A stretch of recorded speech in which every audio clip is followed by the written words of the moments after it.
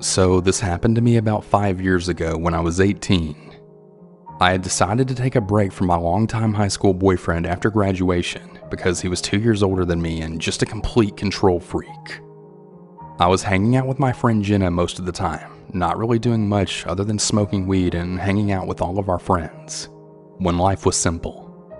To set the story, I'm a petite blonde, and not to sound in any way overly confident, but especially back then, I was pretty good looking at the time, meaning that I was in shape and dressed pretty well. I'm just a lazy mom now. So from time to time, I would, like any other girl, get creepy Facebook messages from random strangers, basically just telling me I was pretty or that they wanted to take me out. One day though, when my friend Jenna and I were sitting at our friend Tommy's house, I saw that I had received a Facebook message from this guy named Chadley, who was apparently an Abercrombie model. And let me tell you, this man was in tip-top physical shape. Like, he was one of those guys that stood outside of the Abercrombie stores with his shirt off. Not my type at all, but I mean, I wasn't not going to talk to a hot guy. But anyways, basically Chadley sent me a message saying, "Hey, you look really familiar. Have we met before?" So it was a bit of a different approach than all of the other men who would always come on strong at first. Mind you, I wasn't really looking for a boyfriend or really to talk to any guys.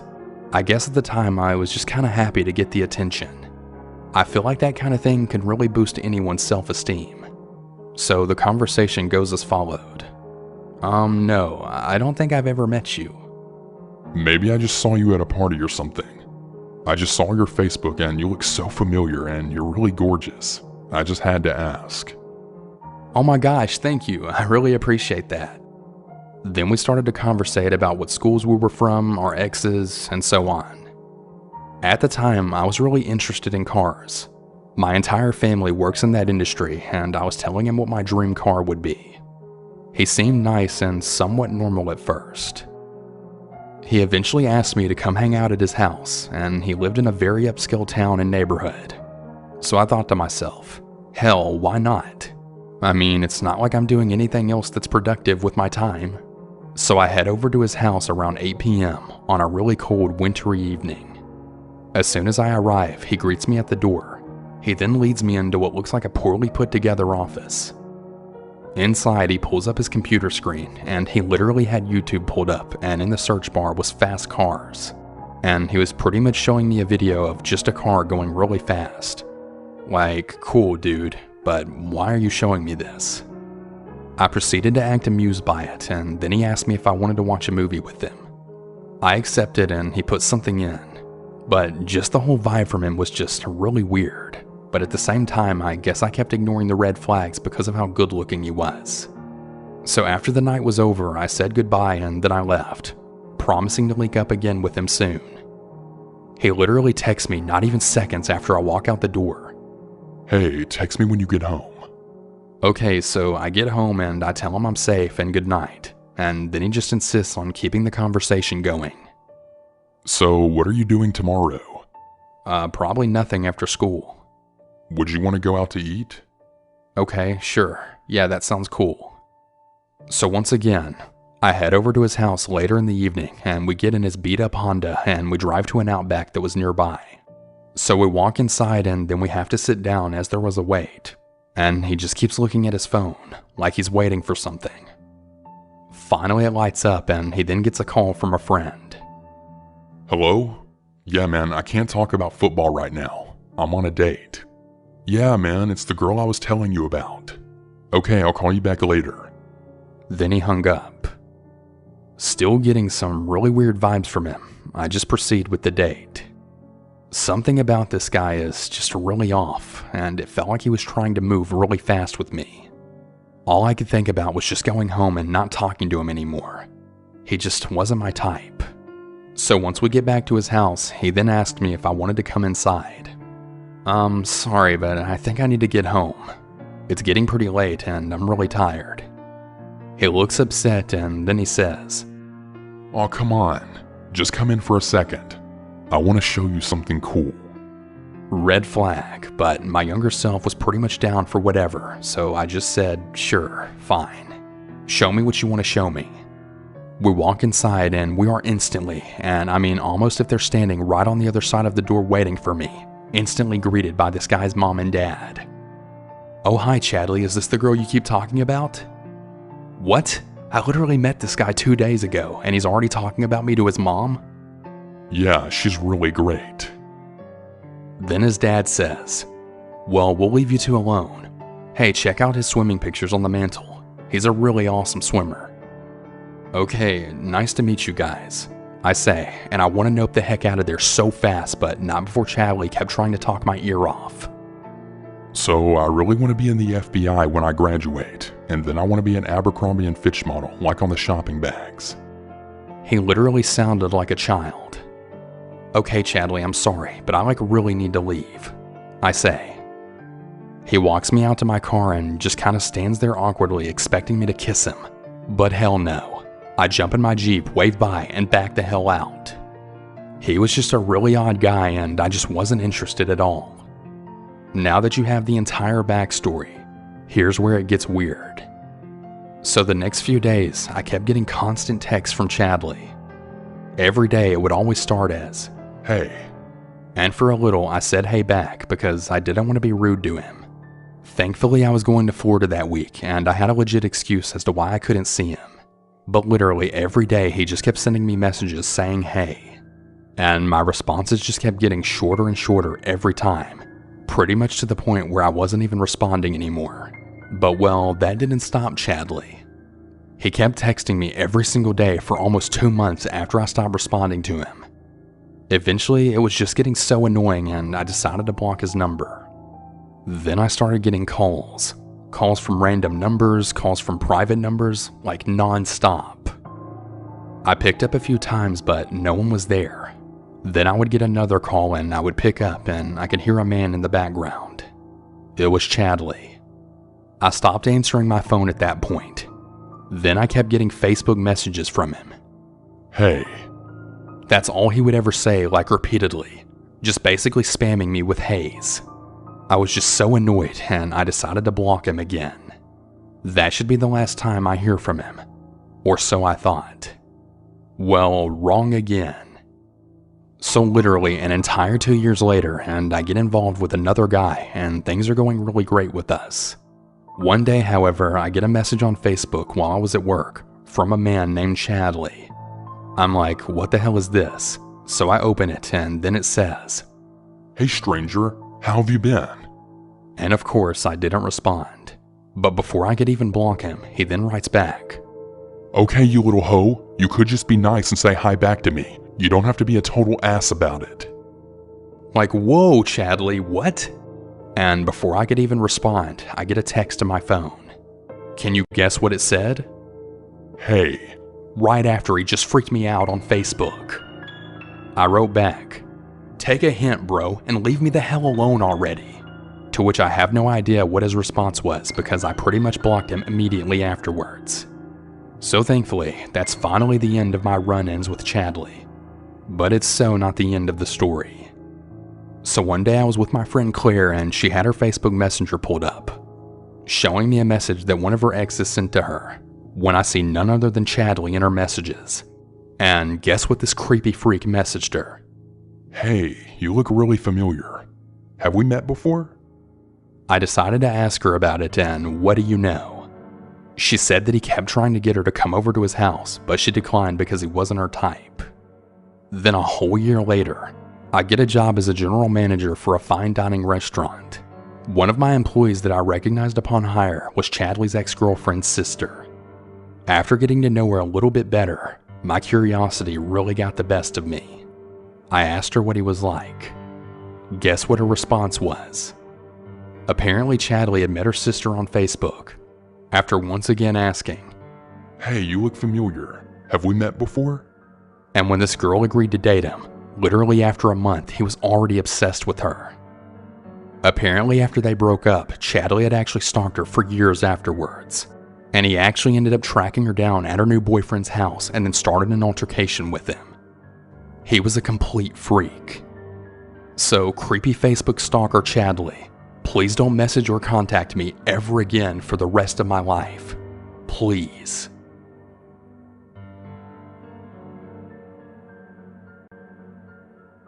About 4 months ago, we moved into a new house out in the country. Since we previously lived in an apartment, that means that we needed to buy a new lawnmower. Instead of putting out $200 on a brand new lawnmower when we'd probably just have to move again in a couple of years, we decided instead to hire someone to cut our grass for us. We initially went with a guy that my fiance used to work with, but $65 every 2 weeks, well, starts to add up. And I was really looking for something cheaper. That brings me to Charles. Charles had posted in my Facebook classified that he was looking for some lawns that he could cut this weekend, and he had a reputable company, or so I thought. So I decided to send him a message on Facebook. Now, initially, Charles came off as pretty nice to me. He asked me for my address so that he could stop by and give me an estimate. After stopping by my house, he sent me a message that said, "Damn, sweetheart, you got a big-ass porch." It made me kind of uncomfortable, but I figured I was just overreacting, and I started planning when he could come out. I told him the days that I was off from work, but he assured me that I didn't have to be there when he would do the work. I told him the best time would probably be on a Wednesday. Wednesday morning, he messaged me. "Are you home?" I said no. 3 hours later, "Are you home yet?" I told him no yet again and that I won't be home until after 8. Charles then informed me that his tire had a flat and he would come tomorrow instead. Let's cut to Thursday, and first thing in the morning he sends me a message. "Will you be home today?" I told him no. He messages me back a few hours later once again asking if I'm home. I told him, "No, I told you I wouldn't be home all day. Are you still coming out?" Then he tells me his truck broke down. He was sending me messages like, "Please don't be upset with me, sweetheart." At this point, I was getting really creeped out and pretty sick of his excuses, but I told him to just come tomorrow.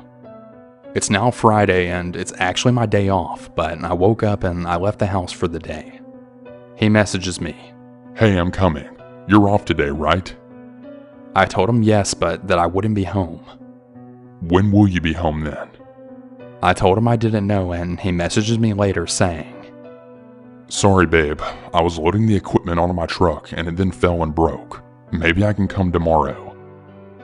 At this point, I was really creeped out and I just told him never mind and that I was going to find someone else at this point.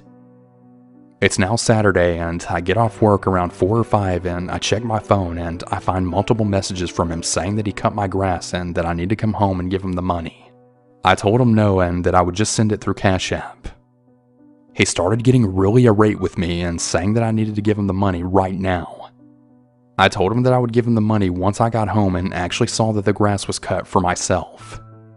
I'm not gonna lie, I was honestly really worried that he was gonna be waiting at my house for me, so I decided to get a friend of mine to drive home right behind me. Luckily, he wasn't there. I sent him the money and I thought that was the end of it. Fast forward 2 months later. I'm on the phone with my fiance as I drive to class and he tells me that he has to get off the phone because there's somebody walking down our driveway. I asked him what he meant and he said that there was some strange man walking around in our driveway as well as our front yard. After I got to class, he sent me a text telling me that it was some man who was just trying to promote his lawn business. Now, I didn't really think too much about this as it had been 2 months. But later that night, I then got home and I saw a business card that was laying on my counter, and it had the same exact name of the very same man who had been messaging me previously. I decided to call my fiance at work and I asked how the guy had been acting. He said that Charles seemed genuinely surprised that a man had come out and he asked if he lived alone. I then asked Mike if Charles had stopped at any of the other houses in the neighborhood, and then he replied with, "You know, now that I think about it, no. After he left our house, he just left." Mike said that Charles seemed really desperate to help around the house and he actually offered to cut the lawn, fix our porch, as well as remove any trash or scrap metal we had around the house. And then he even asked if we had pests, such as bats in our attic or anything. That especially really freaked me out as we do have a bat problem, and I had previously posted about it on Facebook. So I'm guessing that's where he figured that out. Mike then said that what was really weird about Charles is how freaked out he was acting about the dog. He had heard our dog Max barking from inside and then started asking a lot of questions like, Is he big? Does he stay inside or outside? Does he ever go outside or does he just always stay inside? How big is he? Is he nice? Mike just chalked it up to him being scared of dogs. He gave him a brief tour of the outside of our house, and then Charles got in his truck and then left. That's when I told Mike that this was the same guy who had been messaging me earlier in the year, and then Mike began to really freak out. He said that Charles had asked a lot of really specific questions about who all lived here and how long they lived here, as well as where they specifically were at the time. He said that he tried to brush them off, but Charles seemed really insistent to know if Mike was the only one in the house. Before he left though, Mike specifically asked him if he had cut the lawn here before, and that maybe he was thinking of the last owners, but Charles just told him, No, I've never cut your grass before. I just happened to be out this way and thought I'd promote my business. The worst part? On that day, I had taken my fiance's car to work that day, which means that mine was in the driveway when Charles stopped by, meaning that he thought I was home alone when he stopped by. I didn't contact the police because I thought that I just might be overreacting about it. This all happened about 2 days ago, but hopefully I don't hear from him again. If I do, however, I'll definitely give an update.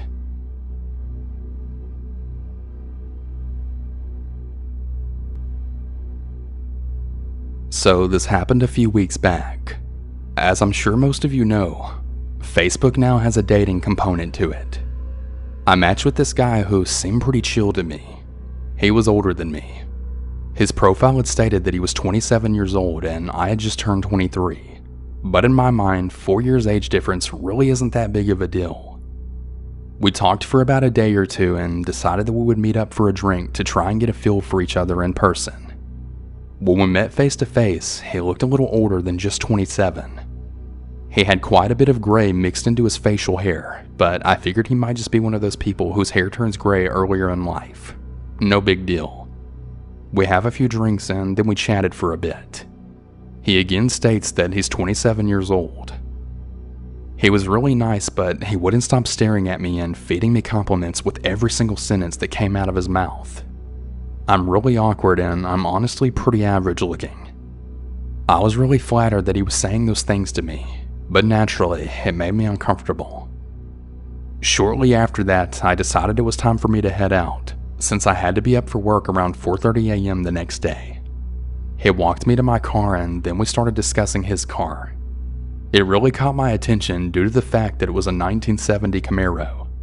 Then out of nowhere, he offered to take me a drive in it around 10 p.m. I declined due to the time and to the fact that I had only known this guy for less than 2 hours, and he wants me to get in his car and go on a random drive late at night? Yeah, that definitely wasn't going to happen. Something I really enjoy is watching documentaries about serial killers as well as reading creepy encounters and let's not meet stories. The last thing I'm about to do is get into a vehicle with an unfamiliar man who's then going to take me to God knows where. I know what kind of danger that can lead to, and I wasn't going to risk it. He was very persistent about it, but I wouldn't budge. So I just got in my car and left for my drive home, which was about 45 minutes long. By the time I arrived home, I received a ton of messages from him. Most of them saying how much he already missed me, wants to build a future with me, and how he's never fallen for anyone this fast during his 38 years of life. Then continuing with further compliments. And that's when my stomach then dropped. He had just stated that he was 38 years old. That's not what I was told at the bar or what his profile said. I replied to him, wondering whether or not it bothered him that he was 15 years older than I was. And I know it bothered me for damn sure. He states that it didn't and he prefers to date younger women around my age. I didn't respond and I just went to bed after that. When I woke up the next morning, I had multiple text messages and 5 missed calls and voicemails from that guy. I'm not going to lie, I straight up ghosted him after that. I blocked him on every form of social media that I had, as well as his phone number, which I guess is a crappy thing to do on my part, but he really creeped me out. He was super charming, but he was way too pushy, and he was giving me some real Ted Bundy vibes. So shout out to Facebook. I really want to thank you for introducing me to the creepiest person I've ever gone on a date with. So yeah, I think that's the last time I'll use Facebook for a date.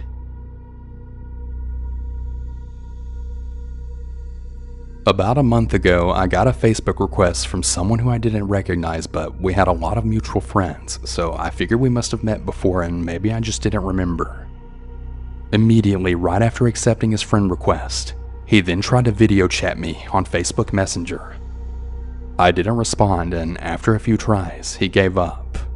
Then last week, I got a phone call from an unknown number, and I decided to answer it because I've been waiting to hear back for a possible job that I applied for. When I answered the phone, a very excited voice then said, "Hey, how's it going?" He also said my name. And well, the thing is, my name is fairly unusual and isn't pronounced the way it's spelled, so it was kinda weird that this guy knew my name. When I asked who it was though, it was the guy from Facebook. I told him that wasn't my name and that he had the wrong number. Then he started asking me a bunch of personal questions in a row, like where I lived and what school I went to. I kept telling him that I wasn't really comfortable with his questions, but he didn't stop, so I just hung up on him. He then called me yet again the next day, but as soon as I heard his voice, I just hung up. If he calls me again, I'm just going to block him. The creepiest part of all of this is that I don't really have any personal information on my Facebook page, and I definitely don't have my phone number there. I also don't think that any of our mutual friends would give out my number like that, so I really want to know how he got it. I don't know. The whole thing is just really creepy to me. When I was in my early 20s, I was very mentally unstable, lonely, and really desperate for friends. I've really struggled with binge eating, and it was really particularly bad at the time, with a lot of delivery and late-night fast food binges. One night, I decide to order a pizza, and this man delivers it, maybe in his mid to late 30s or early 40s, and I think I was about 19 or 20 at the time. We didn't really have any particularly engaging conversation. It was a normal pizza delivery driver kind of conversation. He may have complimented me on my piercings or hair at the time, or a shirt, but I don't really remember. This was like a decade ago.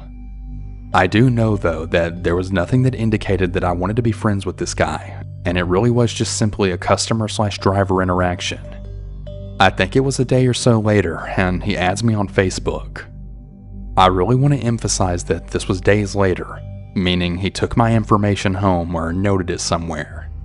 It took me a minute to figure out who he was, and that's when I realized that he found me based on my order information.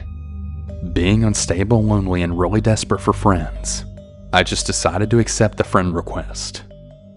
He had left some really creepy, typical overly sexual compliments on some of my Facebook photos, but we never met or talked or really anything ever again, and I think I deleted him a few months later. I don't remember exactly, but I definitely realized that it was weird. So to the weird delivery driver that was almost twice my age at the time, and then decided after less than a 10-minute interaction to find me on Facebook days later, I hope I don't see you again, and I hope you didn't do this to anyone else. Or if you did, I really hope that they were smarter than I was and in a better place than me. I probably should have reported this to the company, but you know, hindsight 2020. I also want to note that I've had tons of delivery drivers creepily try to flirt with me since, and it's the worst. Please, just let me eat my greasy ass food in peace. As a former delivery driver myself, unless you have a dog, let's keep this brief and courteous, and always remember to tip your drivers. That is, unless they're a creep.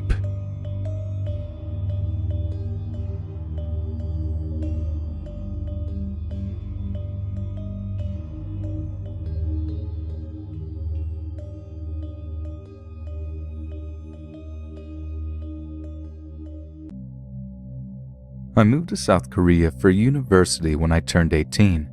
I'm now 21, and this happened over 2 years ago. Whilst there has definitely been unwanted attention from some guys in the past, most of them get the message that I'm not interested. This, however, was a little more unsettling. The university I go to has an institute for language, which is where all of my classes were at the time. and it's pretty common knowledge that most foreigners in this part of Korea would know of or study at this institute. It's not abnormal for me to receive random Facebook requests from guys wanting to learn English or make foreign friends, and most of the time I just ignore them unless we have a few mutual friends or I've met them before. I got a friend request from this guy named Nico, and we had quite a handful of mutual friends, and he'd messaged me too saying he was sorry for the randomness of the request, but he was just trying to make as many foreign friends as he could. I thought, what the heck, and I accepted and messaged him back saying it was no bother. From what I could tell by his Facebook photos, he was heavily pierced and tattooed and stated he was Japanese, but had studied in Canada and could speak good English, and also a foreigner studying at my university. After a few days, he'd messaged me again and I replied, and it was casual conversation, and he would often bring up maybe meeting for coffee or a movie, which I declined, until he started getting more aggressive for no reason. Every time I'd make a comment, he'd find some way to turn it into an argument, which grew tiring super fast, so I just ignored him. He'd often ask if I had a boyfriend, to which I'd reply no, and he'd bluntly say that we should be together. It was at this point where I decided I didn't really want anything to do with him, so I politely declined on the basis I didn't know him, we'd never meet, and we hadn't even known each other a week. He didn't take my refusal well, and began throwing insults at me based on my looks and saying overly graphic things that he'd do to me if he ever saw me. Apparently I was being stupid not to take him up on the offer, because I'd never do better than him and he'd make me see that. It creeped me out beyond belief, so I just blocked and deleted him on Facebook and tried to forget about it. I mentioned it to a friend of mine and she immediately knew exactly who I was talking about. Apparently I was not the first girl he added on Facebook and tried to bully into meeting him and being his girlfriend. After asking a few more of my friends who we'd had as mutual friends on Facebook, they'd all described pretty similar situations involving this Nico. One girl even told me that she'd given him the benefit of the doubt and met with him, and it turned out that he didn't even go to our university, but actually lived over an hour away and would travel there daily, probably to watch and obsess over which girl he would find on Facebook next. He told her he was born in America and had never been to Japan, yet he told me he was Japanese and studied in Canada, so who knows how much of what he said to anyone was actually true. I felt a bit freaked out by this, but tried not to let it bother me. I'd never see him around and I'd blocked him, so I forgot about it. And that was until about a week or two later I received a message from him on Facebook on another account saying how he'd see me that day at school. This shook me up a bit, since I hadn't even considered that he might actually be watching me at school. I ignored the message and blocked the account. A few days later, I got numerous messages from different accounts claiming to be Nico's friends, saying how he had his account hacked and could I please unblock him so he could explain and we could talk it over. I ignored these messages too, but I kept receiving more, all of which I am pretty sure were just Nico himself trying to reach out to me to get my attention. The more I ignored him, the more violent and aggressive the messages became, and I could tell that most of the time when he said he'd seen me, he was lying. He'd say things like, "I saw you today at the library all day, you fucking slut. You're a fucking four-eyed slut who can't get laid," and other messages to that extent. I knew he was clutching at straws because I never used the school's library to study, and although I wear glasses, I never wear them in public. So I just kept blocking the accounts and tried not to let it bother me, figuring he was just some desperate idiot. I figured he'd get bored of me soon enough and let it go. Until one day after classes had finished and I was browsing the small convenience store in the building to grab a drink on my way home. I opened up the fridge to get a bottle of water when I closed the door. He was literally standing right beside me. He didn't say anything, he was just staring at me. I hadn't seen him in person before because I had never agreed to meet him, but I knew straight away it was him. And I freaked out. I dropped the bottle and I just left the store. I didn't walk home because I was afraid he'd follow me and find out where I lived. So I just went back into school and stayed around areas where there were lots of people until a friend of mine came to meet me. After that, I saw him a handful of times when I'd leave class. He'd just be standing there doing nothing in particular, watching people as they walked past, and he'd stare at me intently. I'd made sure to always be with friends when I went to and from class and didn't go anywhere alone for a while, but after a week or so the messages stopped and I didn't see him again. The last time I heard from him was a year ago when he messaged me on yet a new Facebook account asking if we could be friends again because he'd changed and it was all just a joke. Needless to say, I ignored the message, blocked the account, and will not be taking up his offer on being friends. I'm your typical 21-year-old American girl.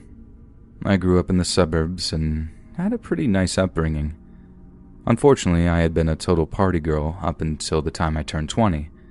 That was when I started getting my stuff together. I nearly died of alcohol poisoning one night, and despite being surrounded by some of my friends, nobody even bothered to help me. Even when it was obvious that something was wrong, I'm not going to lie to you, I was a really crummy person when I was younger. One of the things I remember doing with my friends was teasing a really unpopular kid. I get asked out by a fair amount of guys, and I'm not the ugliest girl in the world. My friends and I all had an Algebra 2 class towards the end of high school, and one of the boys in it always seemed to be checking me out. I really regret being mean and teasing him because he was honestly a pretty nice kid, just kind of socially awkward and completely lacking in any sense of fashion or style. One day after class, my friends and I were talking about a party for that weekend. He must have been listening in on our conversation because he came up to me and asked if I needed someone to go to the party with. I don't really know what he was expecting, but I went with it on a whim.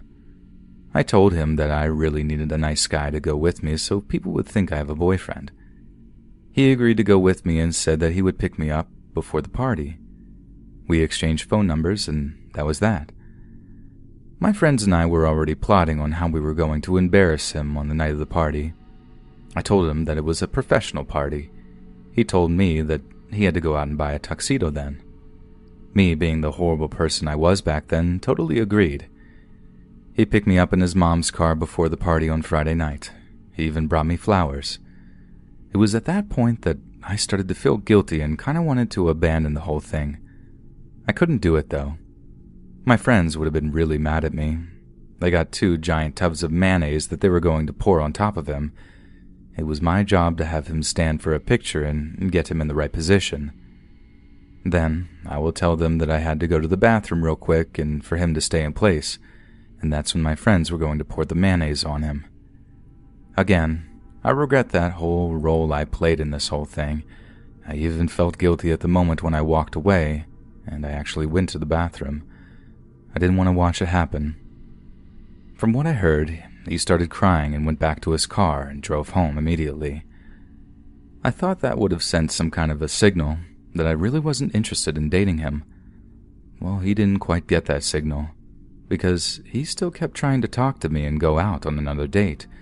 He even tried asking me where I went that night, and it made me feel even worse than I already did because he didn't even realize that I was in on the joke. Like he thinks he randomly got mayonnaised. As guilty as I felt, I just tried to ignore him and hope the problem would go away on its own. We only had another month or so of algebra, and it was every other day, so I figured the number of times I had to see him were limited. Well, he never actually got the hint. He found me on Facebook and messaged me on there. He somehow found my phone number, which I still don't quite understand how he did it either. Suffice to know that he still regularly made an attempt to date me for a very long time. I tell you this story not for fun or to brag, but because this guy, Donald was his name, continued his interest in me for 6 years. Still, even to this very day, we've been out of high school for years now, and he still messages me or reaches out in some way every few weeks. After I started getting my life together, I tried explaining to him that I wasn't interested in him, but he never really got the message. I work a night shift job now, at a gas station on the edge of town. For the most part, we only really ever got truckers and the occasional traveler. Anything else is pretty rare, but sometimes on certain nights, around 3 o'clock in the morning, Donald will show up, and he's not looking to get gas. He's looking to get me. It's only happened 3 times now, but they were honestly pretty horrifying, and I nearly called the police the last time. I think I will if he shows up again. The first time he showed up where I worked, he tried pretending like it was a coincidence. Like, "Oh, hey, I didn't know you worked here. I was just buying one candy bar at a gas station at 3 o'clock in the morning." You know, the usual. And that night was really weird. The second time he came by, he told me that it was a long drive from his house to the gas station, but he said that it was worth it because the candy bars at this gas station were the best. Bear in mind, this guy was buying plain Hershey milk chocolate candy bars every time he came in, and not in bulk either, literally just one every single time he came in. Like, could you get any weirder? This last time that he came, though, that was the time that really freaked me out. He's a lot rougher now that he's been out of high school. I think he works at some kind of manual labor job, or maybe he's just a dirty person. He always looks really disheveled when he comes in. And he walked into the gas station, bought his usual chocolate bar, but instead of leaving, he just stood there. I was standing at the cash register just kind of awkwardly waiting for him to go, but I handed him back his change and receipt and just watched him stand there and stare at me, like dead-on staring me in the eye. I felt extremely uncomfortable and didn't know exactly how to end the social interaction. I asked him if he needed anything else, but he just said no and then continued staring at me. And that was when he reached over the counter and tried holding my hand. I could tell by the look on his face that he had some sort of intimate intentions in his mind, something devious. As freaked out as I was, I pulled my hand back as fast as I could and told him that he had to go. "Why are you gonna be like that? I love chasing you, but you gotta give in one day," he said to me. That was when I told him that I was not interested in him at all, and the only reason I went on a date with him was because I was in on the joke to pour the mayonnaise on him. I told him that I wouldn't date him if he was the last guy on earth and that I would never be interested in him. I saw his facial expression go from nefarious to angry. He knocked a bunch of gum off of the gum rack before storming out. Before he walked out the door, though, he stopped and looked me right in the eye and said, "I'll have you one day, you little pretty princess." And then he left. I had no idea how to respond. I don't even know what to do about the situation. He's not really doing anything illegal, I don't think, other than knocking things over. If I see him again, though, I might have to call the police. If this isn't stalking, then it comes pretty darn close, and the part that kills me about the whole thing is that I just want to put that phase of my life behind me. I don't want to think about being popular or partying or being mean to kids like him. I just want to save up some money, get my life together, and maybe find a good boyfriend, but yeah, that's my ongoing situation with a very creepy guy I played a prank on from high school, and looking back, I never should have gone along with it. I should have followed my intuition and done the right thing. Instead, I guess I have to pay my dues for what I have done in some way. Maybe this is some weird form of justice.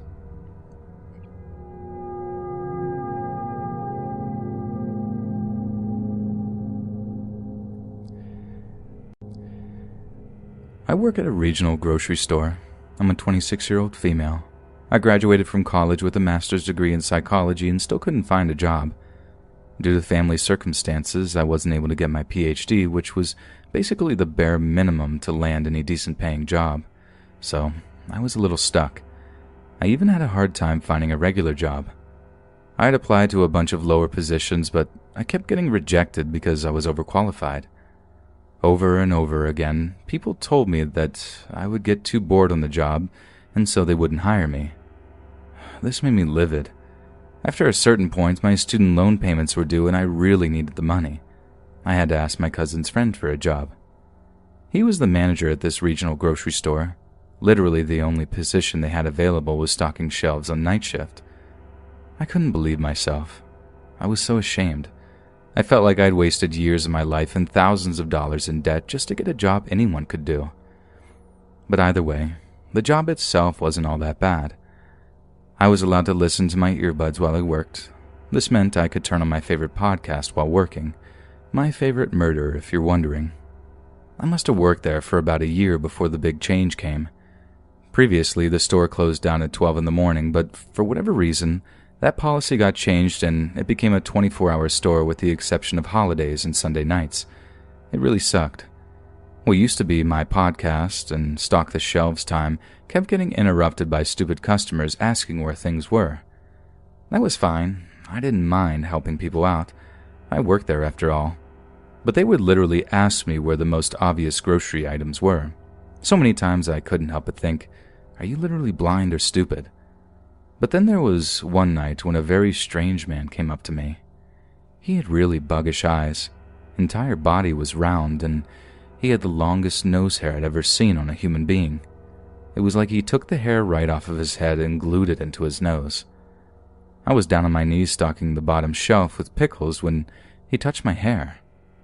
I had my hair in a ponytail that night and he lightly caressed the part of it that was touching my back. I jerked back and asked, "Excuse me?" He tried playing it off like he had arthritis, but I knew that he was just being a creep. I asked him what he wanted. He stood there for a second. He seemed to be thinking of what to say, but only one word came out of his mouth. "You." He walked up closer to me and then started to smell my shoulder. It felt so weird and I don't think I could have been more creeped out. I told him that if he doesn't need any help finding any items, then I had work I had to be doing. But he kept standing there. He started smiling real wide and then hugged me. "It's okay, darling. I'm going to take care of you." At this point, I was screaming inside of my own head. This freak was crossing a million different lines. I pushed him off of me and ran to get my manager, who was a larger guy. He'd have no problem fighting this creep if it came to it. The creepy guy followed me as I went too. The nerve on this guy. When he saw my manager down the aisle, he must have had second thoughts because he turned around and started running away. I explained to my manager everything that had happened, and he said he'd take care of it if that guy came back again. And that creep was smart, because he waited a couple of weeks before he did come back. He waited long enough that the incident would not be on the tip of anyone's mind. I wasn't expecting him, and neither was my manager. I was standing there stocking a shelf like I always did, and all of a sudden I felt someone tugging my hair. They tugged really hard, and it really hurt my neck. They totally overpowered me and started dragging me across the floor. At this point, I hadn't even realized who it was until I looked up to see that man. He must have dragged me a solid 30 feet to the exit before someone saw what was going on. It wasn't my manager, but it was another one of the girls who worked with me. She started screaming like a banshee and running at him, and for one reason or another, he decided to run away again. I was beyond relieved. I couldn't believe that he was just going to walk up to me and start dragging me out of the store by my hair. What kind of psycho does that? It was all just truly horrifying. This was finally the incident that convinced the store owner that we had to have security if we were going to be open at night. We had a security guard somewhere on the premises after that, and I felt a lot safer. I'm still looking for a job in psychology, and I really hope I can get one soon. I felt like I really needed a break after having gone through all of this.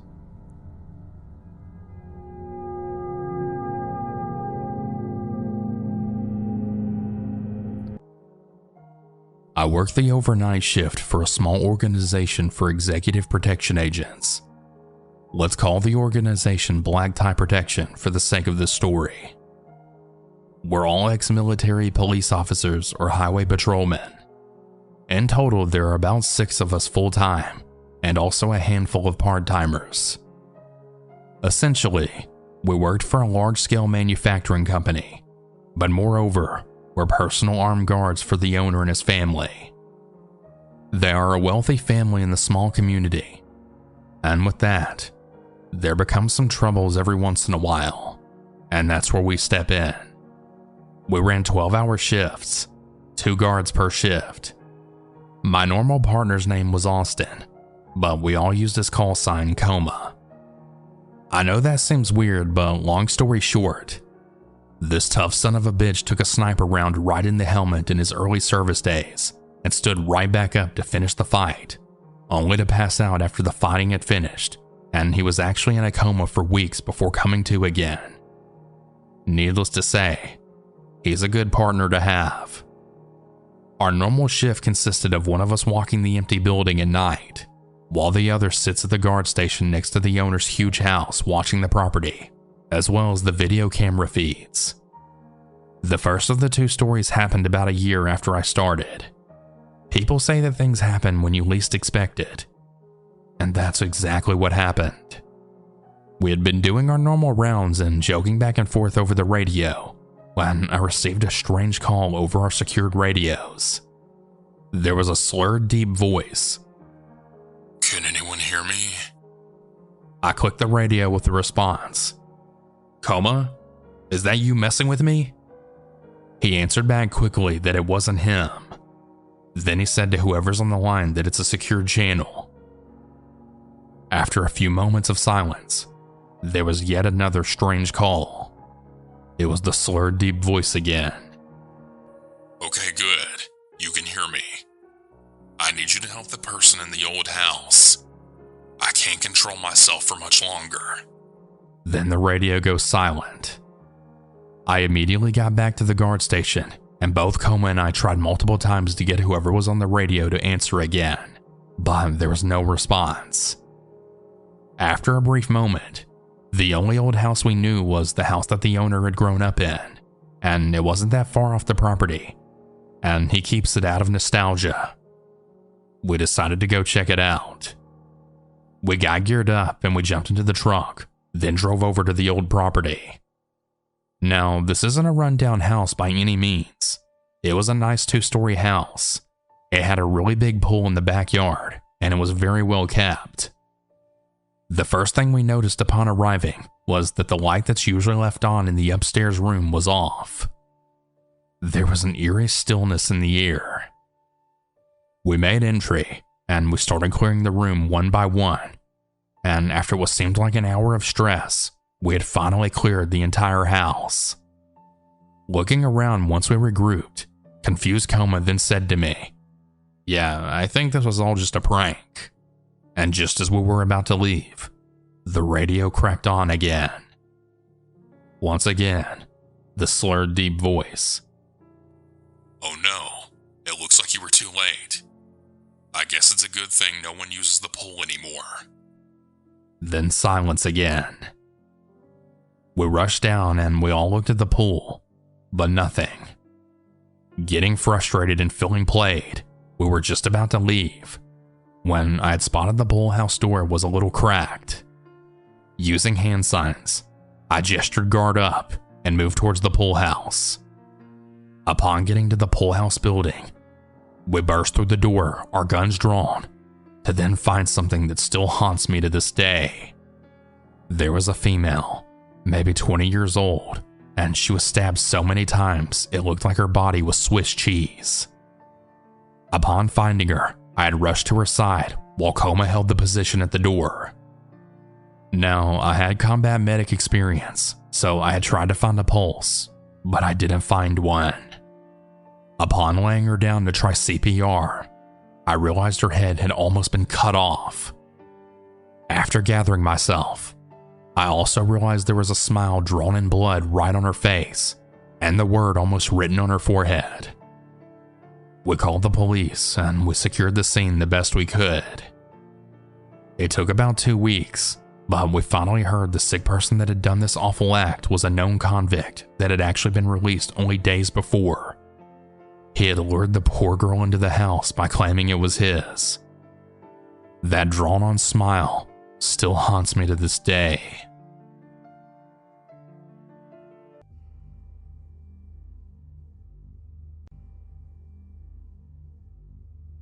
The scary encounter happened to me when I left my homeland of Australia. I didn't really have a choice. I had just gotten out of a very abusive 2-year marriage, yet I still wasn't free from my ex-husband. It was a very painful choice to leave behind my family, as we were extremely close, as well as leaving my country, Australia. But I needed to make a change for my own future happiness. Here's a little background. I'm a fitness professional and an elite athlete. I decided to move to LA, the fitness capital of the world.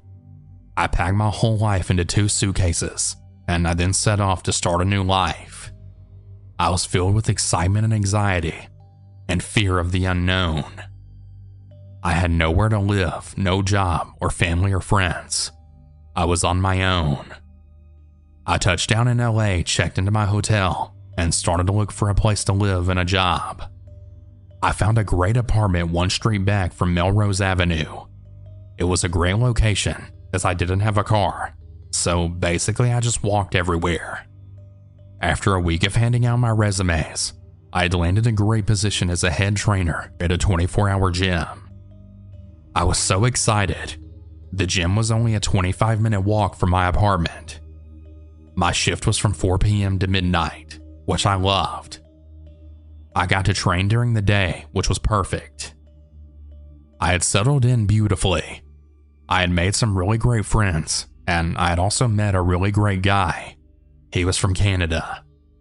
Life was finally falling into place, and it felt great. Now, coming from Australia and being raised on property life was pretty drama-free.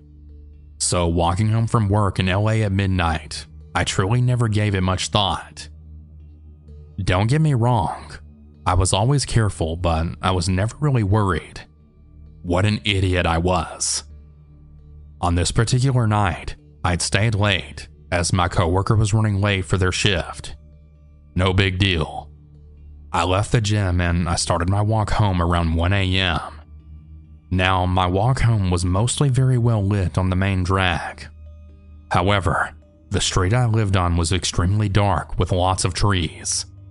My apartment was about 200 meters down after you went off the main drag. It was a beautiful night. As I was walking home, I had noticed a very large dark-skinned man standing at the bus stop. The bus stop was just before my street. This guy was about 6 foot tall and at least 300 pounds. A big guy. Now remember, I'm a fitness professional, so I know physiques, and I noticed him right away. We made some eye contact, and I instantly felt the hairs go up on my back of my neck, and I felt panicked. The guy wasn't checking me out like, oh, she's cute. Oh no. I felt his intentions right there through that stare, and they were not good. I could feel my stomach turning, and my heart was beating right out of my chest, as if I had just finished the 100-meter Olympic final. As I walked right past him with a purposeful walk, I could feel his eyes boring into my soul.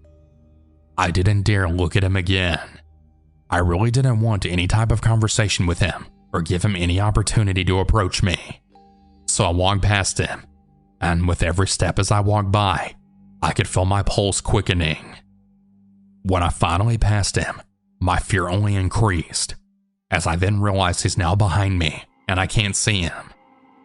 I'm a strong, fit woman, 5'7" at 135 pounds, but I'm clearly no match for a big guy like him. As I turned onto my street, the terror was now full-on reality, as my street is pitch black. No streetlights and lots of trees, as I mentioned before. I was walking so fast now, I reached into my hip pouch and I pulled out my keys, placing them between my fingers and held on tightly. My heart was pounding in my ears. All of a sudden, I hear these really loud footsteps running up full speed behind me.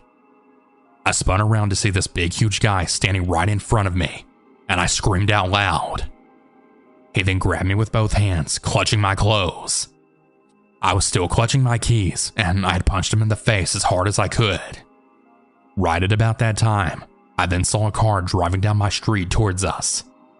The car started to flash its lights and beep the horn. This sent the big guy scrambling off, and he ran away. As the car then pulled over, I jumped back away as the person in the car then rolled down the window. I was crying hysterically. The adrenaline was pumping, and I was just trying to make sense of what had just happened. The person then told me to get in the car, that they'll drive me home. They said that they worked out at my gym and that they recognized me. They also showed me their membership and license.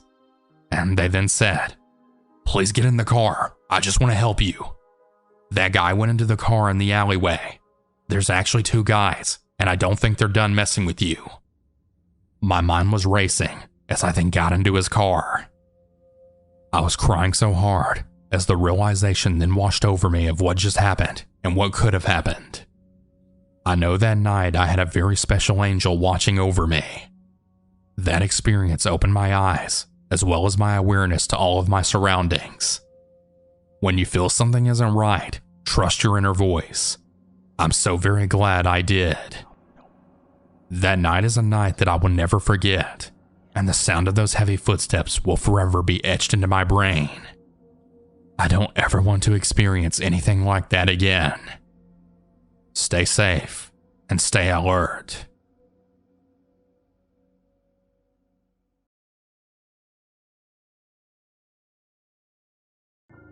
About a year ago, in my final semester in college, I worked at a Shaw's grocery store in Boston, Massachusetts.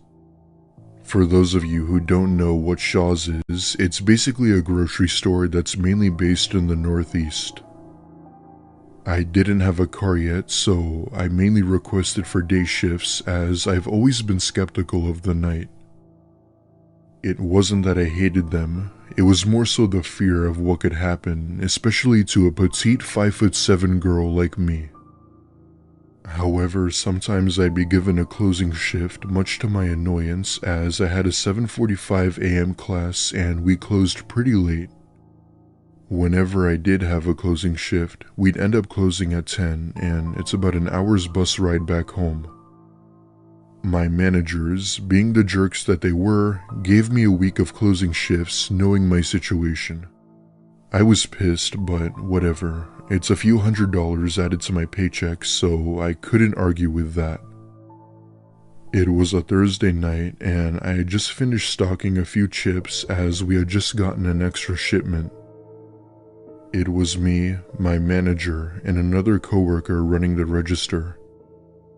It's about an hour before we close, and the store's pretty much dead except for a few customers. I finish putting the chips on the shelves and get ready to clock out.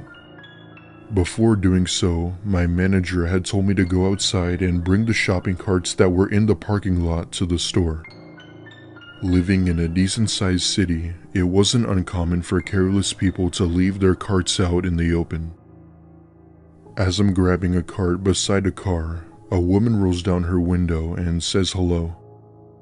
With a friendly smile, I say hello back and asked if I could help her.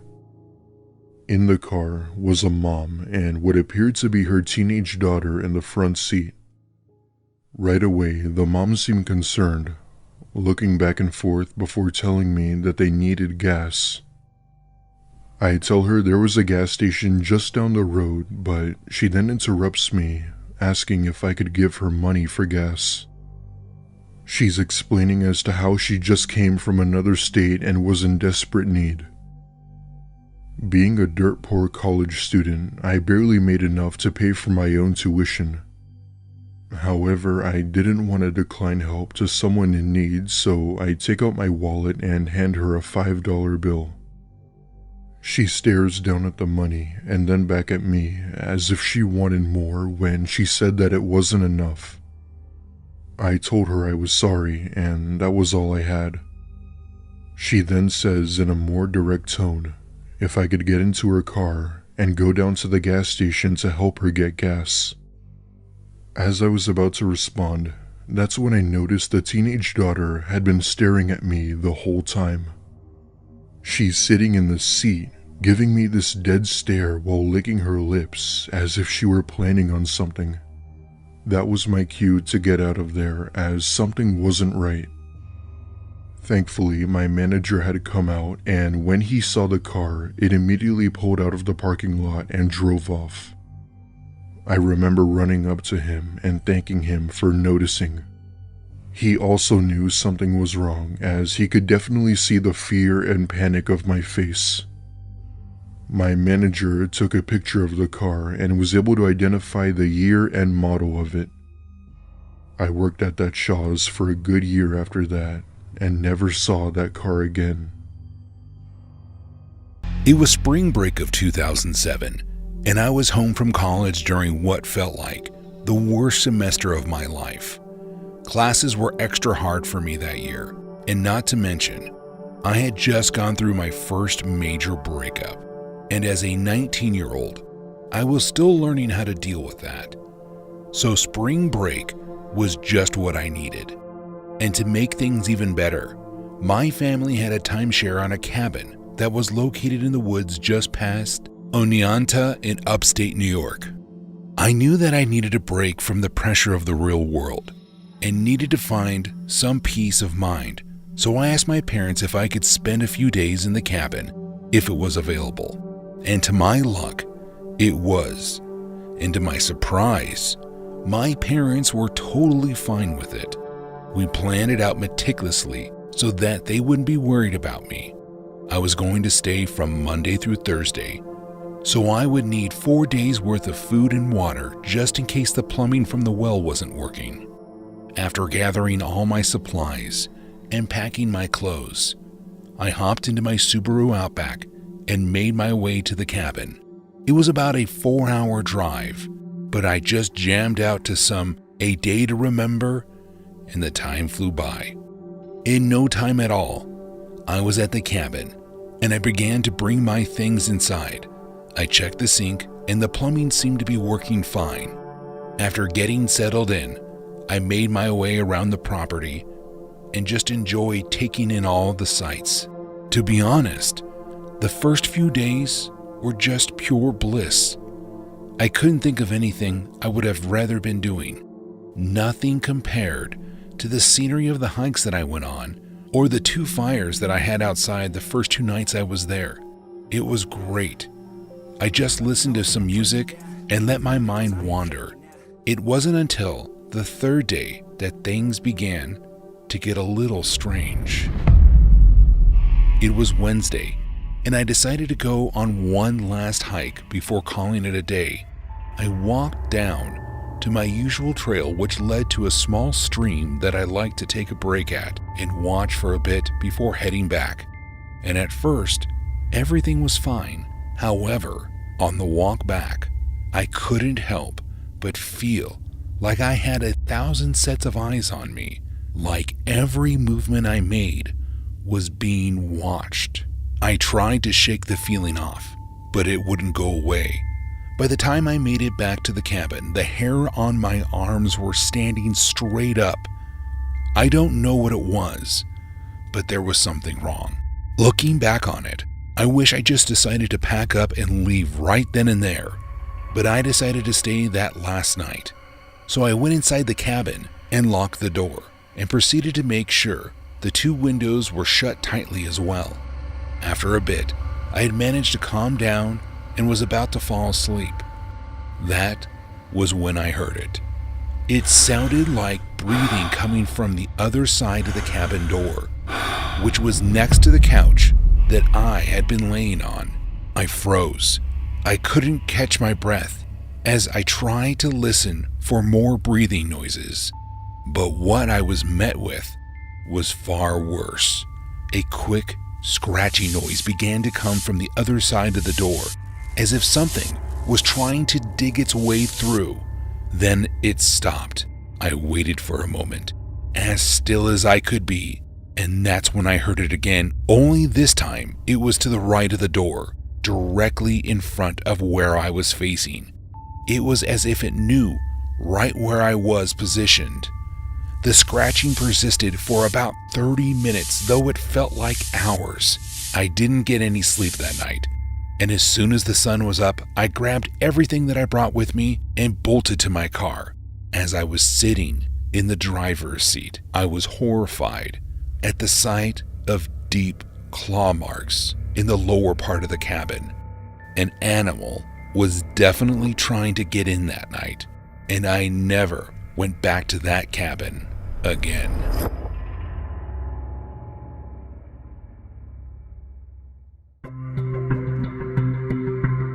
I was only 10 the last time that my family had gone to our cabin for a vacation. We used to go every year, but after that time, we stopped, which I was glad about because something really strange happened the last time I was there. It was me, my older sister, my mother, and my father.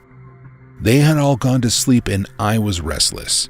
I mean, it was early and I was 10, so I didn't know what to do with myself.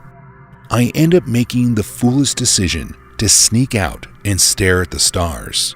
We didn't get those kinds of sights in the city, so I snuck out of the cabin as quietly as I could and made my way to the fire pit. The fire had long been put out, but it was a good place to sit and overlook the field near the cabin and see the stars. As I sat there, I looked out into the field, and at first, I couldn't tell what I was seeing. It looked like something was moving in the tree line just beyond the field. It wasn't until it stepped out into the light that I realized it was a man, and he appeared to be heading towards the woods on the other side of the field. As he made his way through the field, I could see more and more of what he was doing because of the moonlight. I noticed he was dragging something that looked heavy. My heart just about to stop, though when I noticed he stopped moving and turned in my direction, I wasn't sure that he saw me until I noticed he lifted his hand, and I swear he waved. I was so scared, however, to my relief, he just kept on moving. I immediately went inside and didn't say anything about it to my parents. I didn't want to get in trouble for sneaking out. It wasn't until 5 years later, when we were all sitting outside of our home, enjoying some takeout by the pool, that I ended up bringing it up. I didn't think anything of it. We had just been talking about some scary things that happened to us, so I thought it would be a good one to share, but the look on my dad's face told me that I had said something that really freaked him out.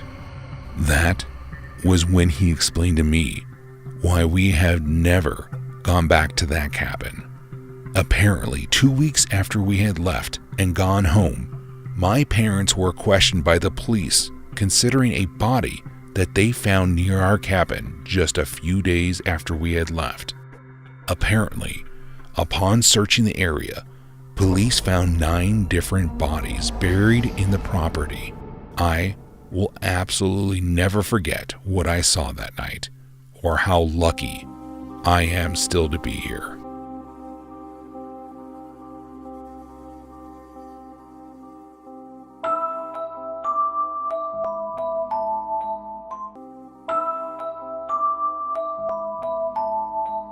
I was so excited to be getting back to the cabin with my cousins. It had been a few years since I had been able to join them on their weekend hunting trips, but finally, our schedules lined up and my parents let me go with them. It was just me, my 2 cousins, and their dad, my uncle. We made it to the cabin and began to unpack. The boys and I couldn't wait to get outside and run around the woods for a little while before it got dark. So, that's exactly what we did. We dropped our stuff off and immediately ran outside. We were out there for about 2 hours before my uncle called us in for dinner.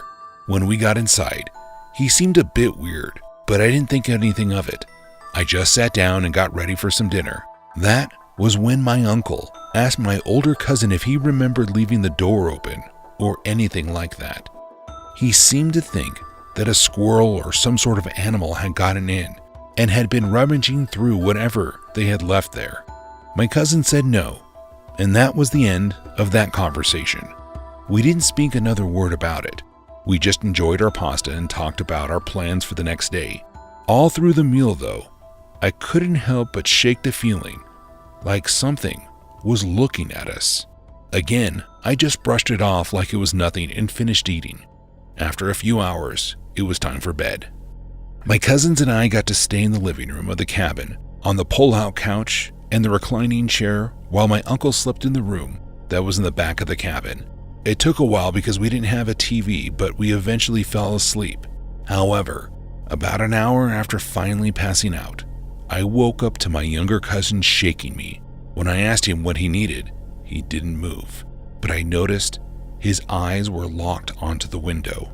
When I looked, I couldn't help but scream. On the other side of the window, I could see a full-grown man looking in at us. I yelled so loud that I startled everyone in the cabin awake, my older cousin and my uncle. It was so loud that even the man outside the window seemed shocked. My uncle came running out to ask me what happened. We explained everything, and without a second question, my uncle grabbed his cell phone and called the local police.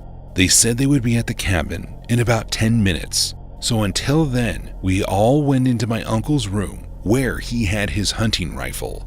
And that was where we waited until the police arrived. After about 20 minutes of searching the woods, they found a man who had been hiding out in the bushes about a mile away. When they found him, the police said that he had a knife on him that looked like a kitchen knife. It was one of the ones from the cabin. To this day, the only conclusion that we could come up with is that the man had been staying in the cabin without my uncle knowing, and when we showed up, he had to leave, but he left prepared to come back and take the cabin by force. I'm thankful every day that my little cousin managed to see the man before anything bad could have happened. I never had much of a family. Mom died with her folks having cut her off. Dad was in and out of psychiatric hospitals before he took his own life. The only living relative I was aware of was my paternal uncle. But one of the few dark secrets concerning my family that I actually knew was that my uncle blamed himself for my dad's death. As a result, he'd built himself a log cabin up in Maine and had been living in seclusion ever since. But since I only had a rough idea of where the cabin was, and even less of a desire to reach out to him, he was just as dead to me as my parents were. Because the truth is, I blamed him for my dad's death too. Having someone to direct my anger towards, someone to blame, it was the only thing that allowed me a measure of peace after a terrible, miserable childhood.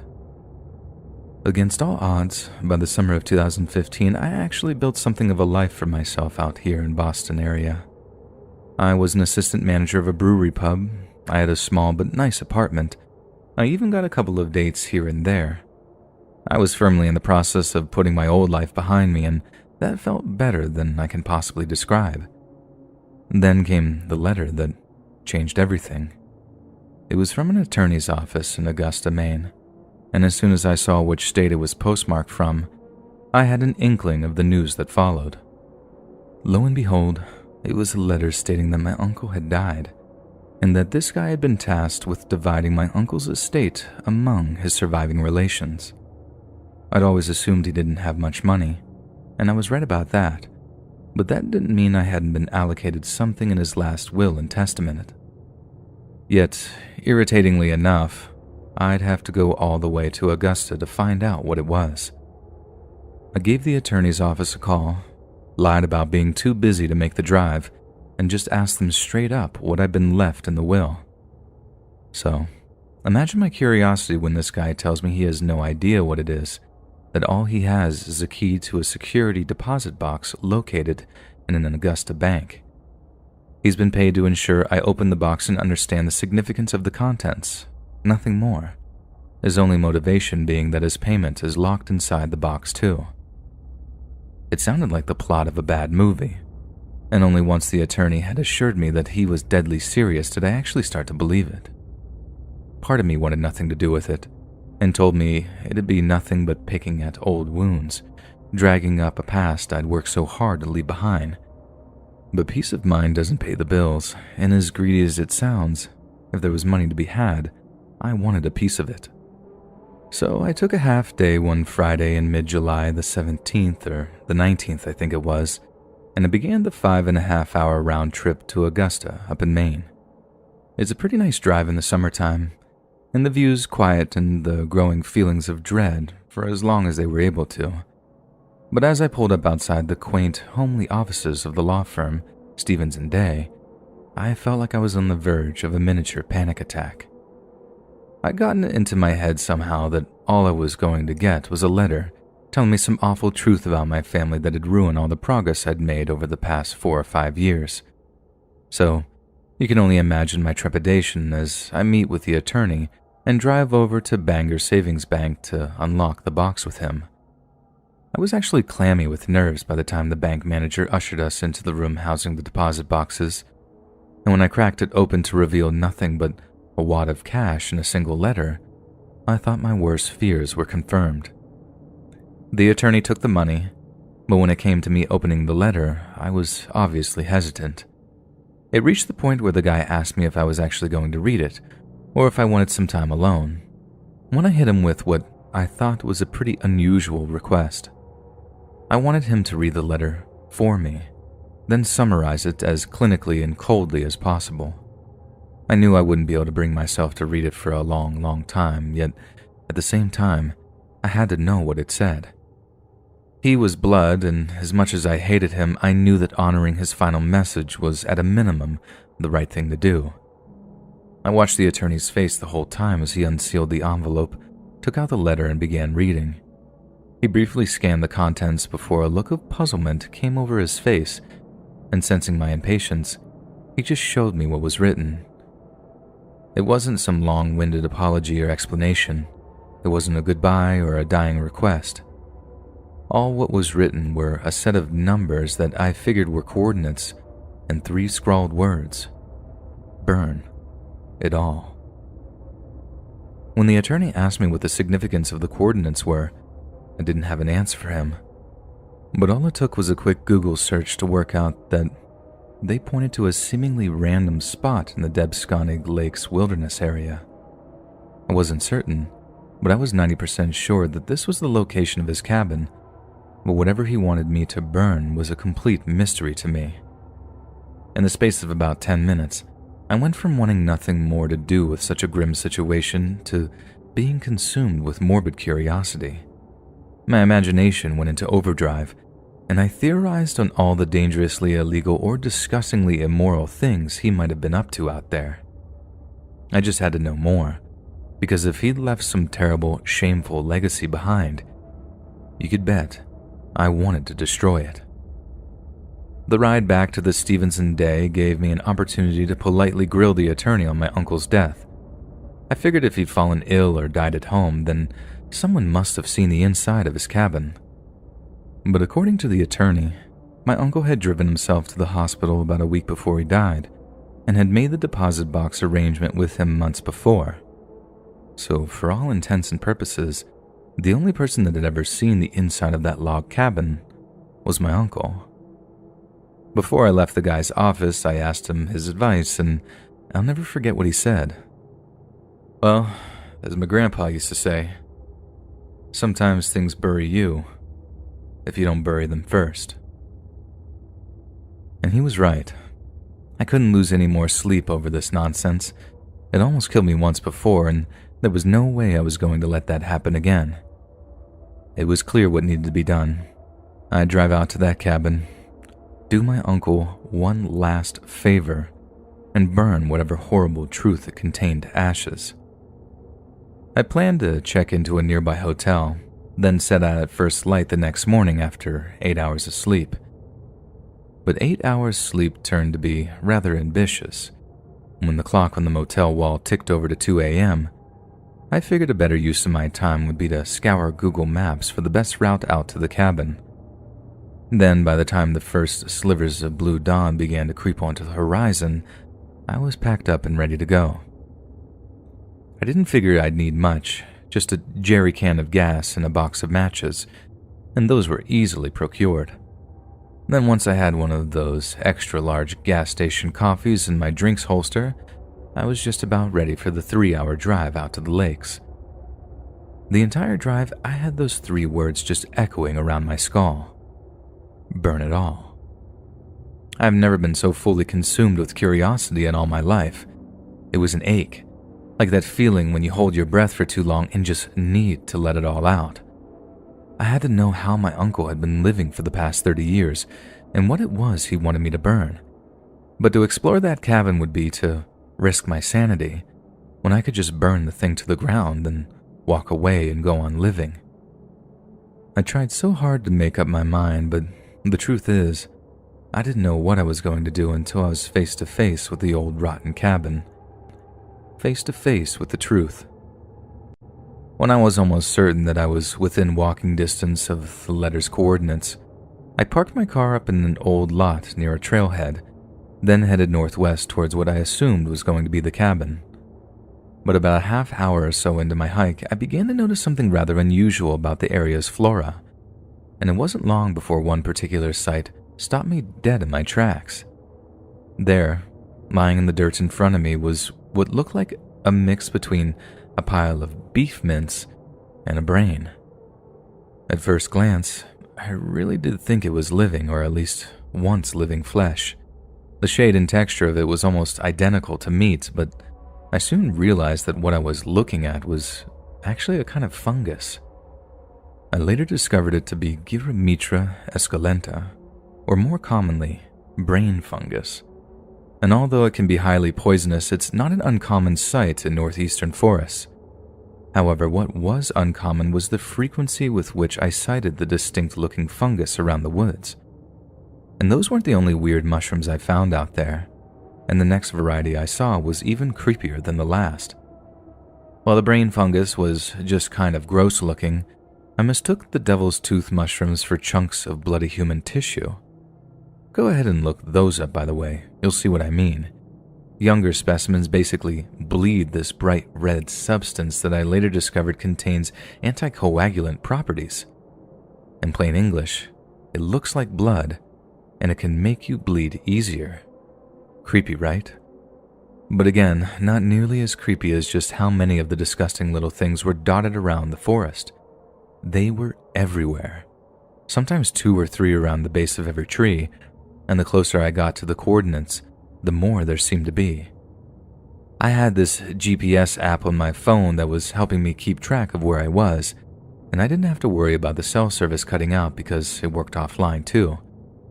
But as it turned out, I didn't need any fancy equipment to find my way to the cabin. All I had to do was follow the mushrooms. I smelled the cabin before I saw it. It was this pungent, almost stewed meat smell, but with a sickly rotten taint to it, and by the time I actually laid eyes on the filthy wooden paneling through the trees, I almost had to cover my mouth and nose in order to push forward. The thing was covered in those brain fungus and devil-tooth mushrooms, nestled in where the wood met the soil or where moisture and dank was able to cling under windowsills. I can't stress how utterly exhausted I was by this point either. It was almost noon, one of those cloudy summer days that just seals all the humidity in like a lid on a jar, and I've been hiking with about 2 gallons of gasoline in my backpack, which, let me tell you, was no easy feat. I just want to get things over with so I could set off back to my car. But a thought struck me as I was pulling a gas can from my backpack. I had no idea what the smell was. If it was due to some kind of flammable gas, maybe that's what my uncle meant when he told me to burn it all. Maybe it was primed to ignite and all I needed to do was toss a match on it. But if it was indeed flammable, the intensity of the fumes meant I'd risk blowing myself up if I just tossed on an open flame from arm's length. So that raised the question of just what was making that god-awful stench. But finding out meant looking into the cabin, something I'd promised myself I wouldn't do. But what harm could one little peek do? The journey out here had been depressing and confusing enough. Seeing how some miserable old hermit lived his life couldn't be so bad, could it? Of course not. So why was I so terrified to open that front door? Well, as it turns out, it's because I just couldn't compute what I'd see on the other side. The inside of the cabin was just as infested with fungus as the outside, and it was so humid in there that it felt like a freaking sauna. The first thing I saw as I attempted to cover my mouth and nose with the neck of my t-shirt was a huge pot on the stove. My uncle had been dead for about a week by this point, but before he died, he'd filled that pot with enough of whatever it was that it was only just beginning to boil down as it slowly simmered away. The opening to the pot was stuffed with rubber piping, arterial little tubes that seemed to run all over the cabin, each pumping out a kind of vapor that simply must have been the source of the stench. The place looked like a cross between a drug factory and some mad scientist's lab.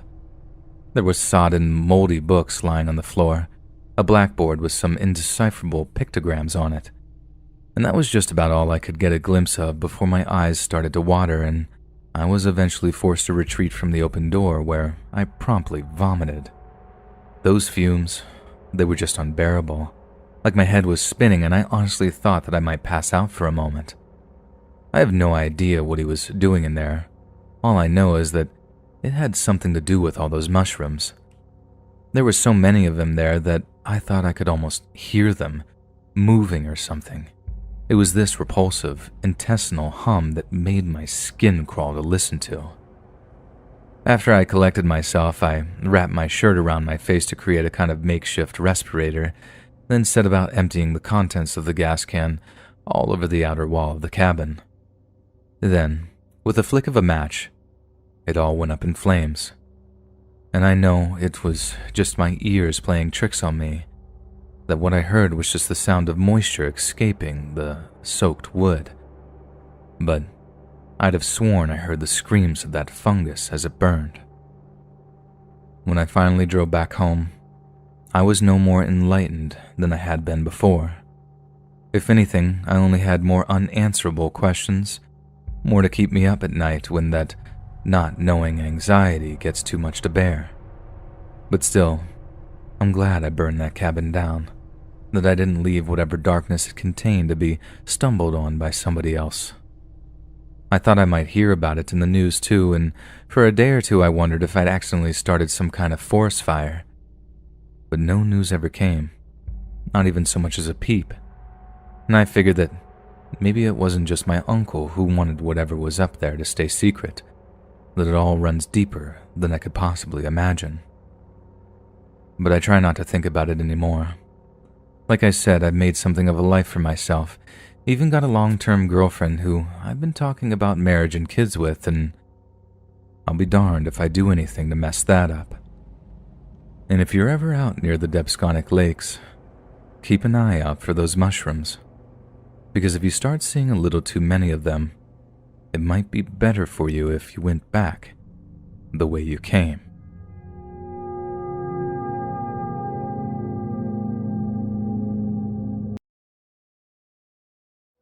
I want to start out by saying that I'm a 25-year-old male, average but broad build, and I'm somewhat taller at 6'1", so not what you'd usually consider an easy target or victim.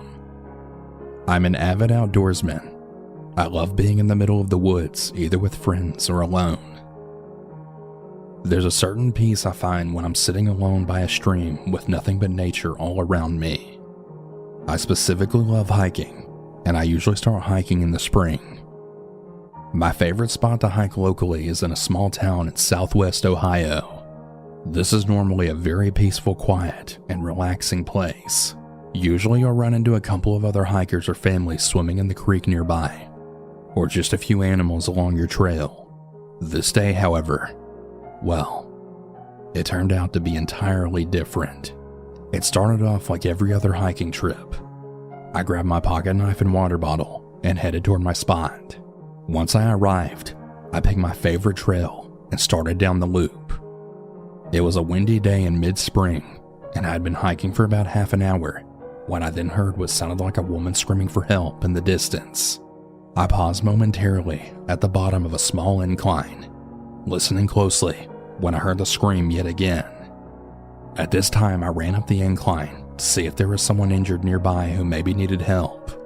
But when I reached the top of the small hill, my stomach wrenched, and I got the feeling that I should just go on about my business.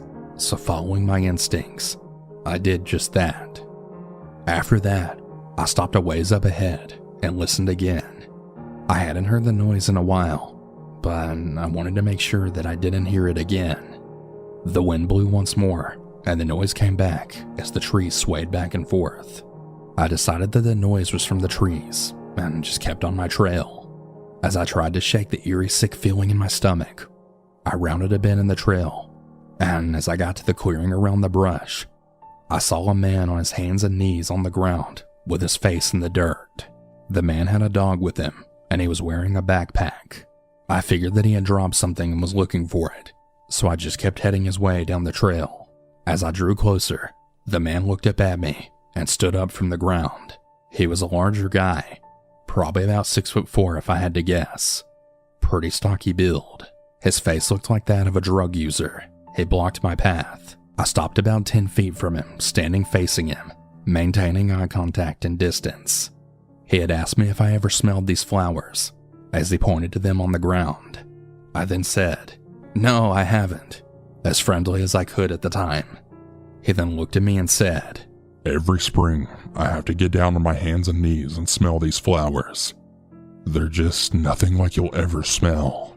I kinda just gave a, that's cool. He paused for a few seconds, and I could tell he was sizing me up. After his pause, he said, Yeah, you should smell them sometime. And he paused again, halfway motioning for me to get down and smell these flowers. Fuck that, I said. Yeah, maybe I will some other time. And he then gave me a look of subtle frustration, giving another long pause. I broke the silence by telling him that he has a really pretty dog. Yeah, she's a really good girl, he said, at which point then I decided I had enough of this interaction, and I said, Alright, well, I'm gonna keep on my way then. The man paused again and he just told me to take care, and then turned to keep going down the opposite direction of me. I started walking again, and after about 5 seconds, I peered over my shoulder just to make sure that he wasn't following me. But he was gone. He had completely vanished from the trail in just a couple of seconds. You'd think I would be kind of relieved to be away from him, but not knowing where he was really put me on high alert. I decided to try and enjoy the rest of my hike and went down this trail that I had always seen but never explored. The trail then went about a quarter mile through a field with trees on each side of the trail. Then at a sign with a map, split off into 3 mini trails that all led to backpacker campsites. As I went down the trail, I stopped for a second to use the bathroom and then check over my shoulder again. Nothing. I made it to the sign at the split and my stomach wrenched again, telling me not to go down that trail anymore, to turn back. So I did.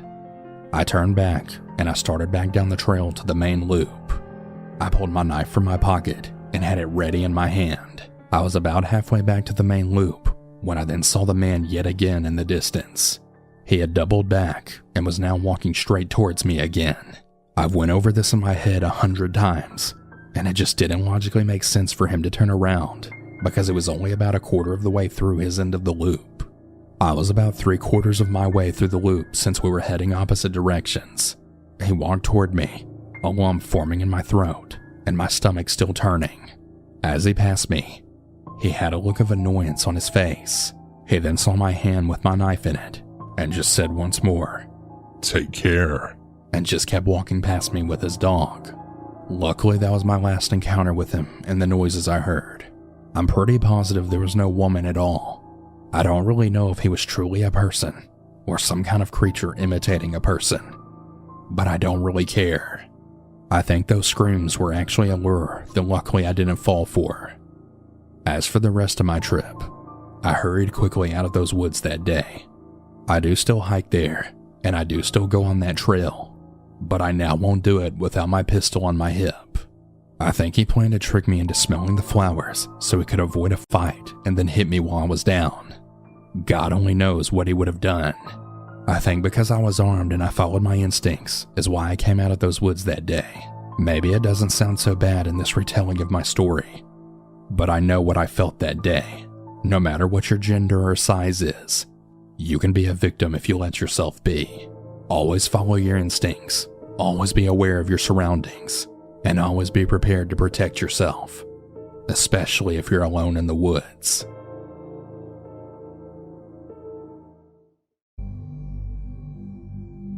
When I lived in the city, Going to Target was a daily thing.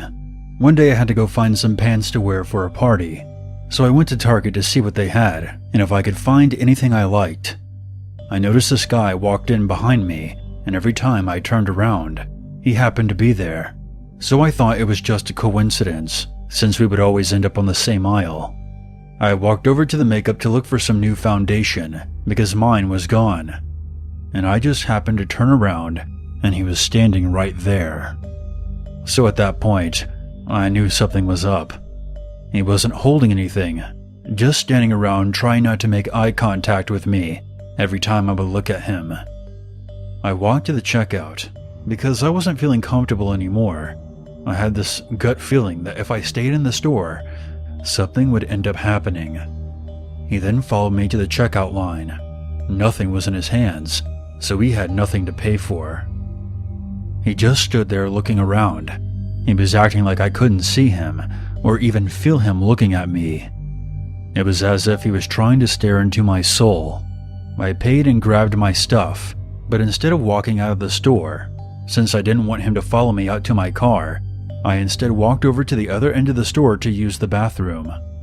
He didn't follow me to begin with, but when I walked out of the bathroom, he was standing right there in the men's section, looking at underwear and socks.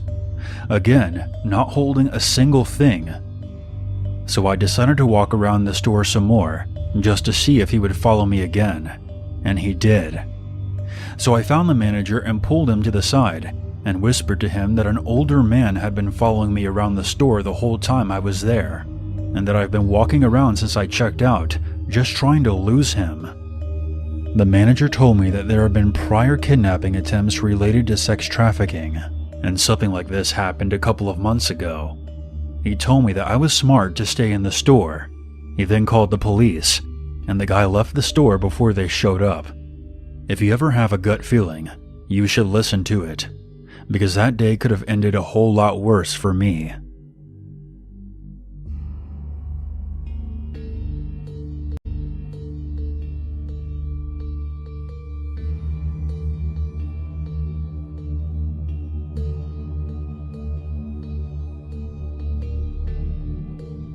A little background.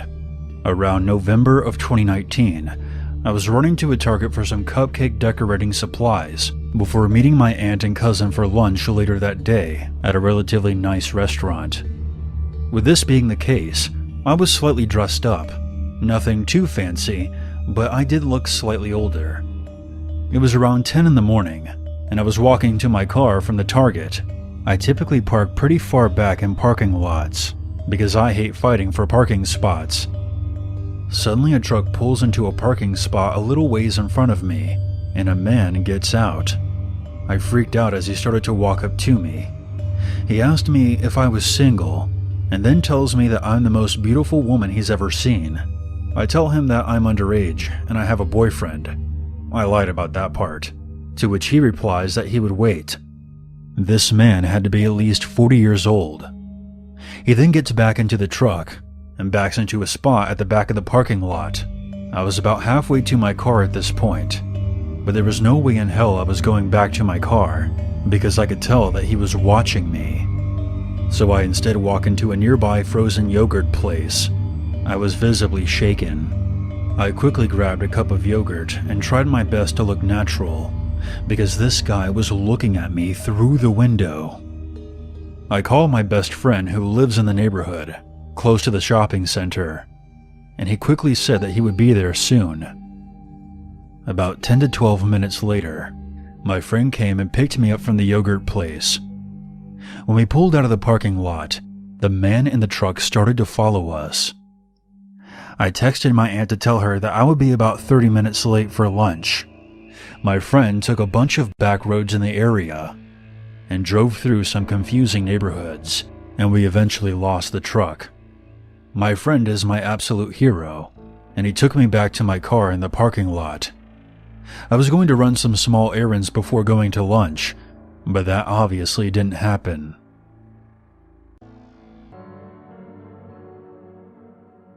This incident just occurred a few hours ago, and it's still making my head spin. Forgive me if it seems kind of lengthy, but an awful lot was said. I'm an 18-year-old female. My mother, sister, and I were shopping in our local Target. As we strolled around, I recognized a girl named Stacy, who's also 18. I used to go to school with her. For reference, I dropped out of high school in my senior year, so I haven't been in my old high school or even seen anyone from there for about a year now. I simply glanced at her and kept moving, doubting that she even recognized me. A few minutes later, I'm on the complete opposite side of the store when I see this girl again. Like last time, our eyes awkwardly met, and I tried just to walk past her, but this time she actually said something. "Hey, didn't we play tennis together?" Stacy said with wide eyes and a painfully large smile. There was a girl standing next to her, but I didn't recognize her. I simply replied yes in response. I was never friends with this girl in school. In fact, I never talked to her or even liked her. That's when she introduced herself, as if I completely forgot who she was. She goes on to question if I still went to high school, to which I explained that I graduated a year early with online classes. The conversation started out normal. I thought we were simply catching up, due to the fact that I had been absent from school. I kept wanting to cut the conversation short, but Stacy kept prodding about what I was doing now, if I was in college, and what was college like, harmless questions. Then, the conversation took an unexpected twist. Stacy somehow weaseled the conversation into one about God and Christianity. For reference, I do consider myself to be a Christian, but not one of those hardcore ones who are constantly spewing Bible quotes at strangers. She asked me if I attend church, to which I respond with yes, and her smile grew even bigger. Her whole mantra about God sounded something like this.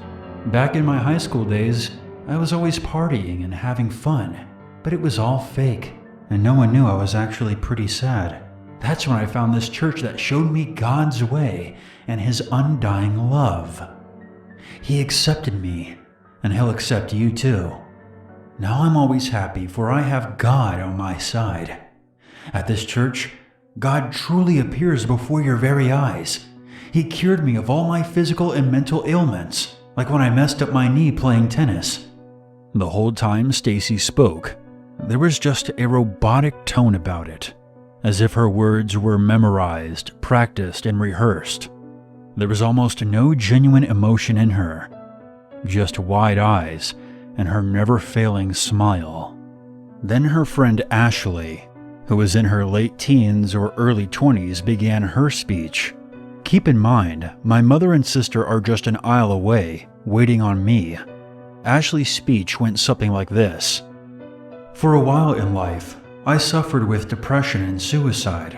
I was always faking being happy until I found this church. This church truly opened my eyes and my heart. I no longer feel dead inside." This is when she hinted that maybe I felt dead inside too, and the only way to recover from it was to look to God. Ashley also used the word zombie to describe this dead feeling, and that's when I began to really think that there was something wrong with these girls. Ashley continued, "I don't think it's a mere coincidence that we ran into you. God led me to you. He wanted me to reveal to you the way. God put a vision in my mind of you opening a present, and that present is our Lord and Savior." She kept on ranting about how this was destiny, and that God put Stacy and Ashley in my path to reveal Himself to me. When Ashley mentioned depression and suicide, I couldn't help but believe her for a slight second. I have been struggling with depression for years, but I've kept it quiet. And with me being a believer in God, I was almost fooled into thinking that this was a sign from God, telling me to finally open up and get help.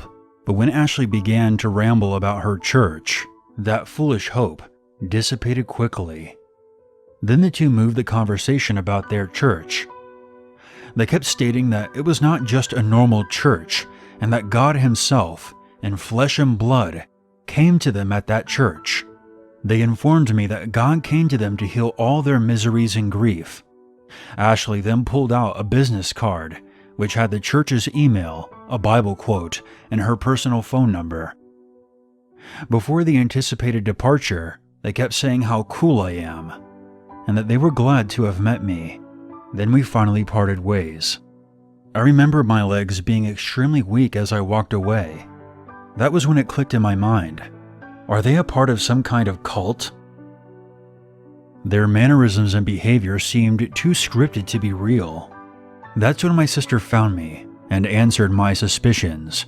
Apparently, before I had to endure that 10-minute chat with Stacy and Ashley, my sister overheard the girls having the same conversation with someone else on the opposite side of the store. So this was all scripted, and it was their way of luring and persuading strangers to join their church. I realize now how they do it too. To reel me into their discussion, they talked about my absence from school and my experience in college. To reel in the other girl they talked with, they started off by complimenting her outfit and inquiring about her artistic hobbies. I wonder how many people they ended up talking to, and if they were just walking around the store hoping to find easy targets. I still have so many questions, and that's what bothers me the most about this. Being the somewhat religious person I am, their talk about God unnerved me. It's sort of humorous to think about it now, simply because I think crazy God lovers are comical, but I'm still bewildered. If you have any information about how cults operate and how they coax people into joining them, please let me know. Does this incident sound like cult members trying to spread their message, or harmless teenage girls simply spreading their love of God? If you have any other questions about what occurred in my interaction with them, please ask. It's also possible that I will see Stacy again, because she is attending my college next semester. Although Stacy and Ashley seemed harmless and just overly excited about God, I honestly just hope to never encounter them again.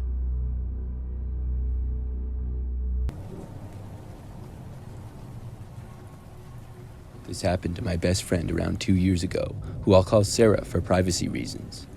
We are both studying in the same city, only at different universities, so we're living in different parts of the city.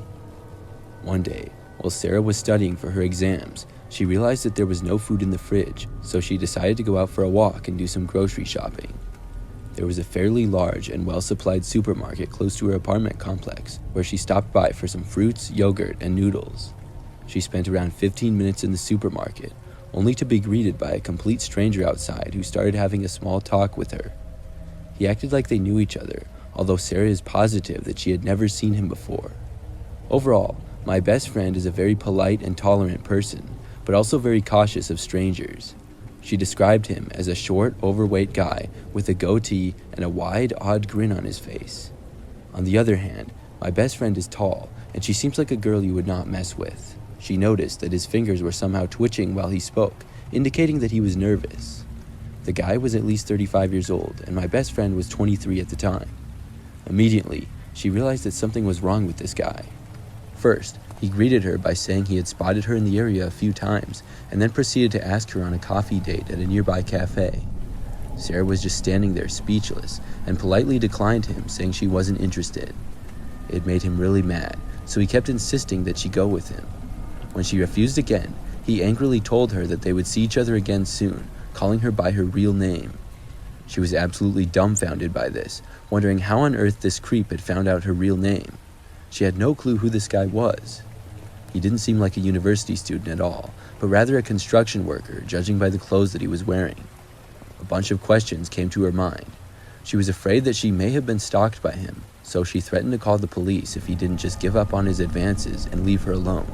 Obviously, my best friend wasn't in the least interested in this creep, but if you think her story ends here, then you're wrong. The next thing she did was part ways with him. He stood in the same spot for a moment, and then, as she said, hopped into his car and started following her for a few blocks down the street in a dark-colored car with tinted windows. When Sarah realized this, she got even more scared, so she had to take some lesser-known routes in order to get to her apartment complex safely. The sun was just starting to set at this point. After some shortcuts, she managed to arrive back safely before dark, but she was left feeling paranoid from the whole incident, wondering whether he knew where her apartment was. She never reported the incident to the police, although she vividly remembered his facial features and overall appearance. Fortunately, Nothing ever happened after this, and she has not seen the guy since. I really hope it stays that way. My advice for everyone is to stay safe out there, because sadly, there are a lot of narcissistic people who just can't take no for an answer. So I just got back from the store, and I've got to tell you about this experience I just had. It may not be as scary as some of the other encounters, but it still gives me the chills. Let me start this story off by saying that this morning I wasn't in the best of moods. I had to work the graveyard shift last night, and I woke up after only 4 hours of sleep with my back absolutely killing me. I couldn't get back to sleep, so I decided to run a few errands since I was now wide awake. I needed to get a haircut while I was out as well. My sister works at a salon that is right next to a Target. So after I got my sister to mow my scalp, for free by the way, I popped over to Target to grab a couple of items before heading home. So I'm just doing my thing and pushing my cart down the frozen food section, and I turned the corner to go into the next aisle. When I did, there was a middle-aged lady that was pushing her cart heading in the opposite direction. I nearly bumped into her, but then stopped before our carts collided. She gave me a mean look and then said in a really mean tone, "Excuse me?" Now again, I have to say I wasn't in the best of moods, and I'm a short-tempered person as it is. So without thinking, I take a shot back at her and then said, "Oh, shut up. You're fine. Call me an ass if you want. No one's perfect." But what happened next was just pure insanity. The lady then suddenly left her cart and then started to follow me. I noticed this about halfway down the aisle, and I then turned around to ask her what her problem was. And then, I kid you not, she rolled her eyes to the back of her head, pointed at me, and then screamed very loudly. And when I say screamed, I mean she was literally shrieking at the top of her lungs. It was like something right out of The Exorcist. I hurried down the aisle to try and get away from this insane person, but she started running after me. Needless to say, all of the bystanders immediately stopped what they were doing and then just stared at us. The lady kept screaming like a banshee at the top of her lungs while she chased me around the store. Well, I noped the hell out of there, ran out of the exit of the store, and I looked back into the store as I was heading for my car. The lady was standing just outside the now open automated sliding doors, just staring at me. While she stood there, her mouth was hanging wide open and she was still just pointing at me. Her eyes were still rolled right into the back of her head, and all you could see were the white of her eyes. She suddenly turned around, then quickly walked back into the store. I decided to pick up my stuff at Walmart that was just down the street instead. All I could think though the entire drive home was, what the hell was that? That was insane. So to the creepy screaming, possibly possessed banshee lady, I mean, perhaps I shouldn't have been so rude to you, but you still have more than one screw loose in your noggin, and you really need help. But anyways, I definitely hope to never encounter you in the future.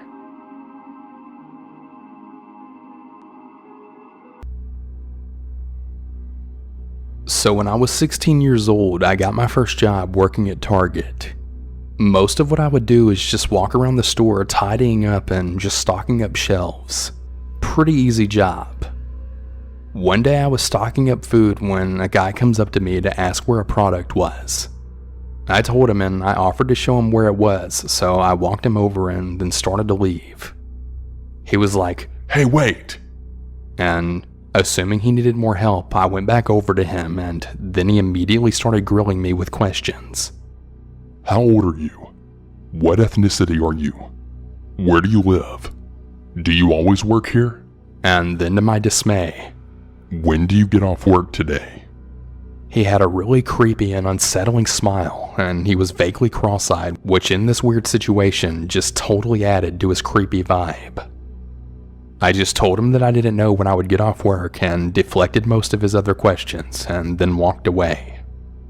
A couple of days later, he appeared in the store yet again and found me. I was really scared when I saw him, and he asked me again when I get off work and what I was doing after work. Again, I said I didn't know and started to walk away again. But then he started following me and then started telling me that I was so beautiful, just like his wife.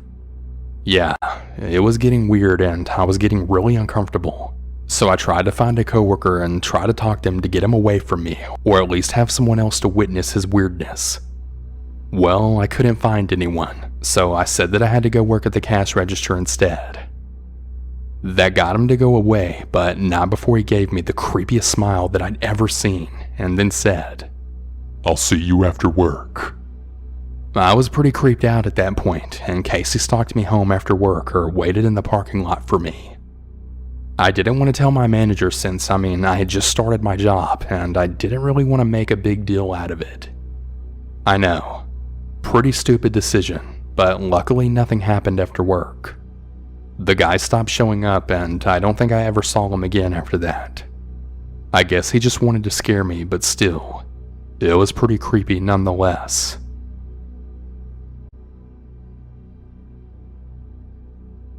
I'm a short, medium-sized girl. One day around the time that I was 8 months pregnant, I decided to make a trip out to Target to buy some things. I'm a very cautious person, constantly looking at my surroundings with mild paranoia, which was mostly inherited from my mom, who raised 3 kids all on her own, so she was always on guard. I got out of my new car, which I parked a little far from the store entrance, for 2 reasons. I didn't want to get any dents from the other drivers, and I tried to get as much exercise as possible since I was pregnant. As I'm walking, I notice a huge red truck with 3 men inside of it with the windows down. I assumed that they were just waiting for someone inside the store, but something creeped up my neck when I then made eye contact with the driver. I quickly turned away and then immediately began to feel self-conscious. A small girl that was visibly pregnant, I suddenly felt so vulnerable. Up until that point, my pregnancy was pretty smooth and never really made me feel like a target. Once I finally got in the store, I started to calm down a bit more and feel a bit relaxed and went about my shopping. When I left the store though, I noticed that the same truck was still there. I put my bag in the trunk and got in my car as quickly as possible, then quickly turned it on and drove away. I noticed in my rearview mirror that the same truck was also taking off, with the same 3 men still inside of it. My heart sank. I had realized right then and there that they weren't waiting for anyone inside the store. I got into the lane that can only make a left turn, and they were in a lane that can only go straight a few cars behind me. I thought, great, we're not going in the same direction. I was just being paranoid. As I passed the light, now turning, I see the red truck then switch the lane that I was in to turn left. I then sped up to catch the next light turning yellow to put as much distance between them and me. I drove a little faster than usual, but that's when I realized that even if I made it home, they could still follow me there and I would be going home to an empty house. So instead, I decided to drive past my street right to a shopping center that had a Starbucks. The drive-thru wraps around the building, so you're not going to be visible to the main road which I was driving in. I get into the drive-thru and I notice the red truck was going on the road that I just left. They drive past the Starbucks and I think, good, I'm in the clear now. As I'm still in the drive-thru, I then see the truck pass by again in the opposite direction, almost as if they're looking for me. I wait in the drive-thru for all of the other cars to leave, and I decide to call my sister and tell her I'm heading to her place. I didn't want to go home alone, and my boyfriend wouldn't be home for several hours. As I'm driving to my sister's house, which is about 25 minutes away, my mind just begins to wonder if they had ever caught up to me or what could have happened if these men were following me. Any possible danger that could have happened to me or my baby made me so paranoid that I didn't even leave my house for the remainder of my pregnancy. By the time I got to my sister's, I was absolutely shaking over it. I had told my sister all of the details and everything that happened.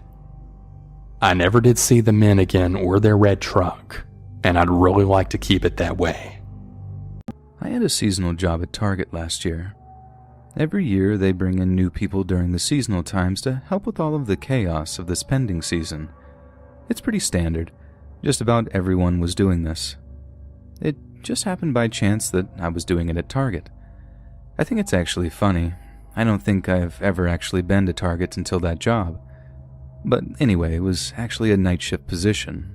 I would come in and start working at around 4 a.m., and that was one of the crucial times to get stocked up on stuff for the big shopping rush that day. Now, the way we did it was we would get a shipment off of a truck and all the supplies would go into the back. We did that as fast as possible so the truck driver could get on with his next stop. Those guys were always in a rush. And once we got the stuff in the back, it was up to our team to get it all organized and stocked. And that was all fine and dandy, pretty standard procedure. Now, there was normally a good number of people who worked this shift with me, normally between 4 and 5 of us, with the manager somewhere else doing whatever else managers do. But here was the situation. The layout of the store was a little weird. We had so much room in the warehouse area for all the supplies, but sometimes it would be too much, like drastically overflowing. And we had this other room to put some of the stuff we just couldn't fit anywhere else. It was a weird situation because that overflow room was not very big. I think it used to be someone's office. I don't know what happened there, and I don't really care either. That was the job. It was a true nightmare to organize the stuff in that overflow room. It was a really tight working space because it would normally be 2 people in there doing that and the rest of the team would be outside. This room was kind of secluded as well. It was just kind of out of the way and didn't make sense to be a storage spot. Again, not my decision, just what I was told to do. It was one of these early mornings that I had to work in that overflow room with a guy I didn't know that well. He never said very much and he looked a little sketchy. I'd actually seen him walk off the premises a few times after getting a text message. That was really weird.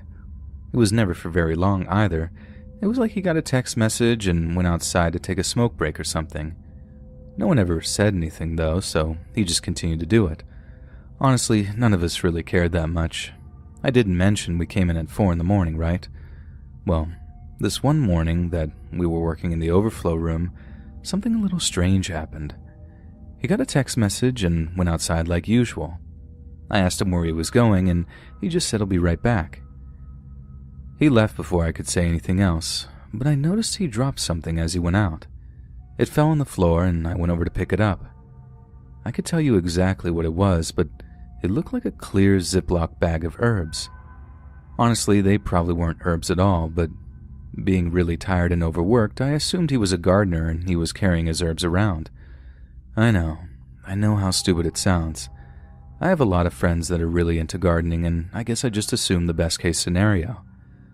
When he came back, he seemed like he was in a rush. He was looking around frantically. I told him he dropped his herbs. I pointed to them on a table in the room, and that was when he got really aggressive with me.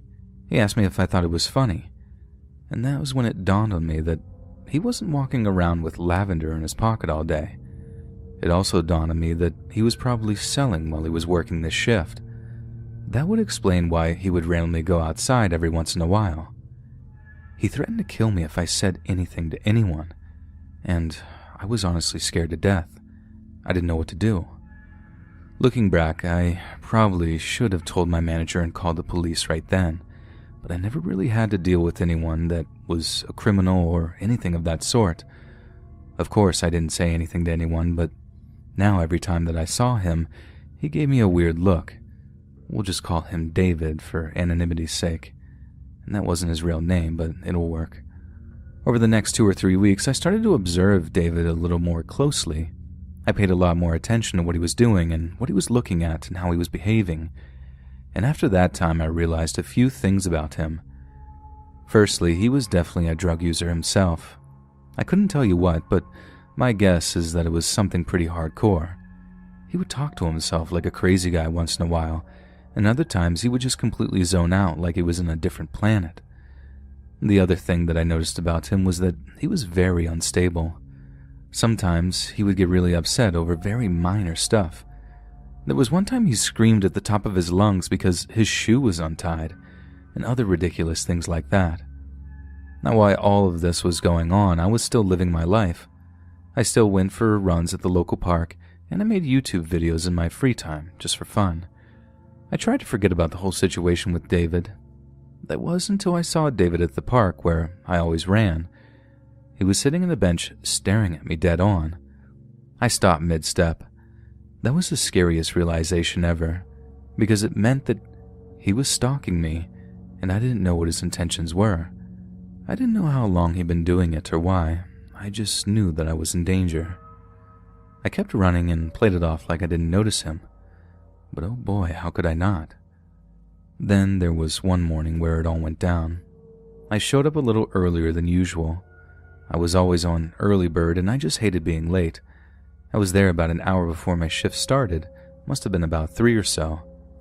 I was chilling in the parking lot listening to a podcast on my phone, and that was when I noticed someone pull up behind me. I parked kind of far away from the store to not take up parking for the customers throughout the day. I just thought it was unusual for someone to park so close to me when there were spots everywhere else. My heart sank. The person behind me turned on their brights, and that was when I knew it was David. My fight or flight kicked in. I turned my car off and sprinted to the store as fast as I possibly could. I knew the employee would be open and I would be able to get to safety there. David started driving after me, like trying to run me over. He probably would have gotten to me too, but there was the spot where it was a line of trees in the parking lot. I ran to the other side of the trees when I noticed that he was driving and he couldn't really do anything after that. I got inside and screamed that I needed help. Surprisingly enough, my manager was there. I explained the situation to her and we called the police. She locked the employee entrance and we waited until the police gave us the okay. Obviously, David had booked it. The cops couldn't find him either. He wasn't at his apartment. Apparently he gave the wrong address when he applied to work there. I guess they don't check the seasonal workers very thoroughly at Target. Hopefully they do now. And that was the story of how I almost got messed up working at Target last year, and if you're wondering, I don't plan on applying again this year.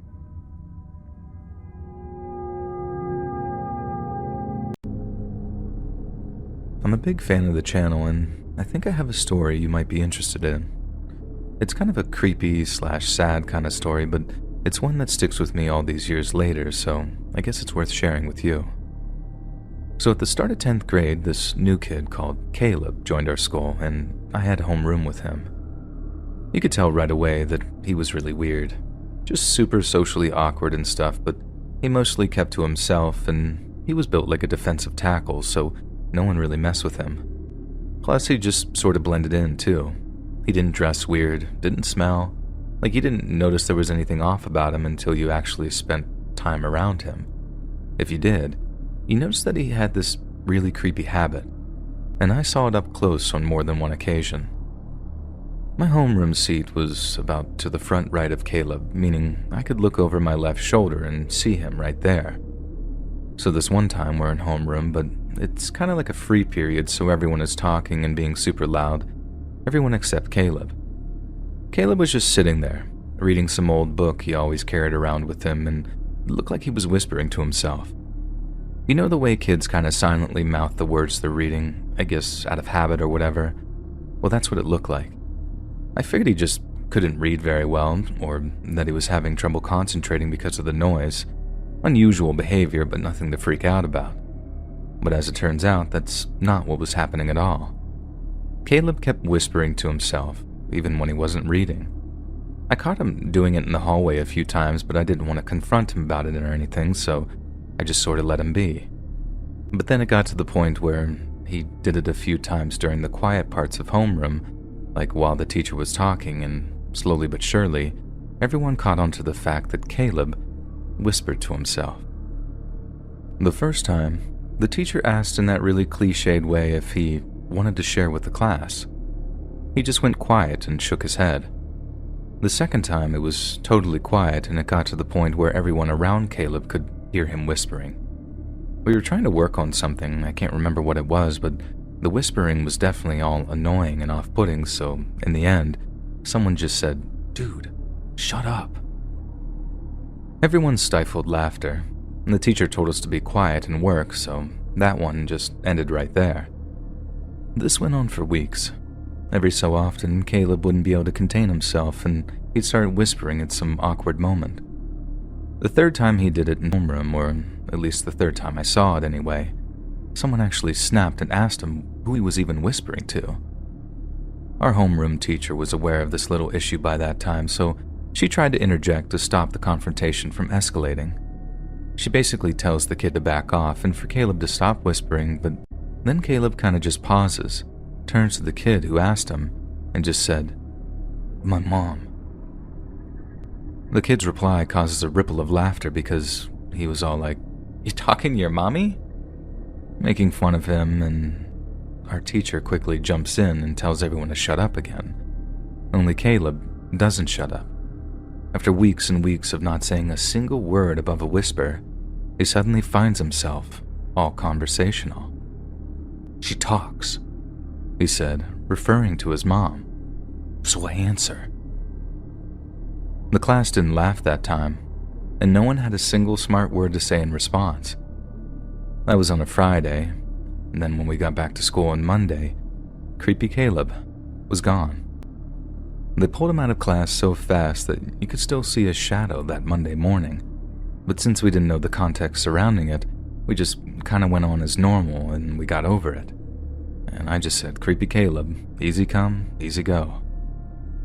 About a week or so later, me and my family end up driving over to my older sister's place. She and her husband had been married for a few years, and he was a psychiatrist at this big hospital on the other side of town, so they lived in this super awesome house that we enjoyed visiting as often as we could. My brother-in-law was a cool guy and would sometimes discuss certain details of certain cases with us over dinner. He wasn't too detailed. He didn't name names. It was all just shop talk, and I barely understood any of it anyway, so I normally just tuned out and did my own thing.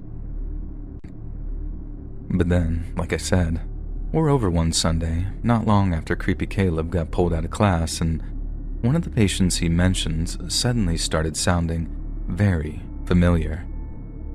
My brother-in-law was talking about how hard his job is sometimes, and how sometimes he has to take time to decompress on his days off. I think my dad asked him what it was that got him so stressed, as I assumed it was all a bunch of rich folks telling him their problems for huge dollar amounts, but then my brother-in-law starts talking about it being the younger people whose stories can really get to him. We're all listening intently while my brother-in-law starts telling this really sad story about a kid who'd walked in on his mom taking her own life. Not like found her body or anything like that. I mean, he walked in, and she had the gun to her head, and they were locked eyes when she pulled the trigger, and it screwed the kid up for life. We're all obviously hooked into my brother-in-law's story, but when he mentioned how they'd just had to pull the kid out of school because of a serious setback in his progress, my ears started burning. My dad asked what kind of setback, and that's when my brother-in-law mentioned something about schizophrenia, and more specifically, something about the kid whispering to himself. Mom says that I was white as a sheet by the time the whispering thing came up, and that not long after, I blurted out, "What was the kid's name? Was it Caleb?" My brother-in-law freezes, gives me this stunned, wide-eyed look, then clearly lies when he says, "No, it wasn't Caleb." It was a blatant lie, and he never admitted to me that it was actually Caleb he was talking about, but the fact that he took me aside after dinner to give me a talking to was all I needed to know.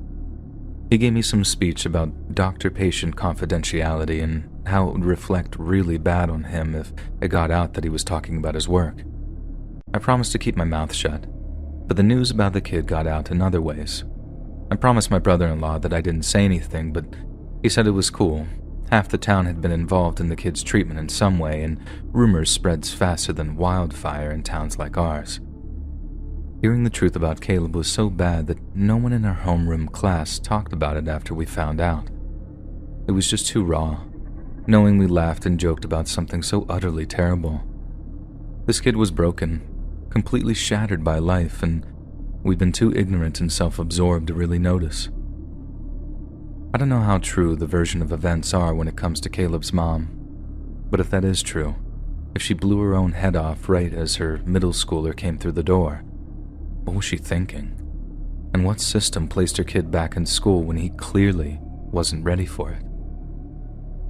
I guess you see a lot of horror and creepypasta podcasts out there, but most of it's all skinwalkers and black-eyed children and stuff like that.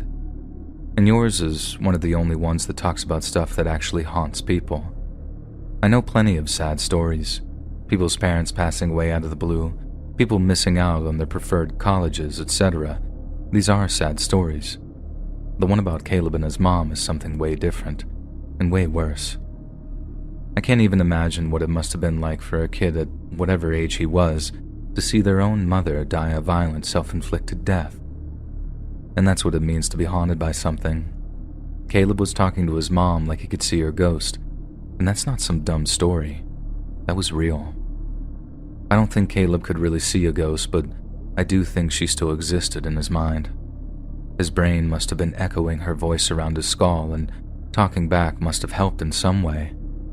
Hell, if it was me, I'd do just about anything to hear my mom's voice, even if it did make me look crazy.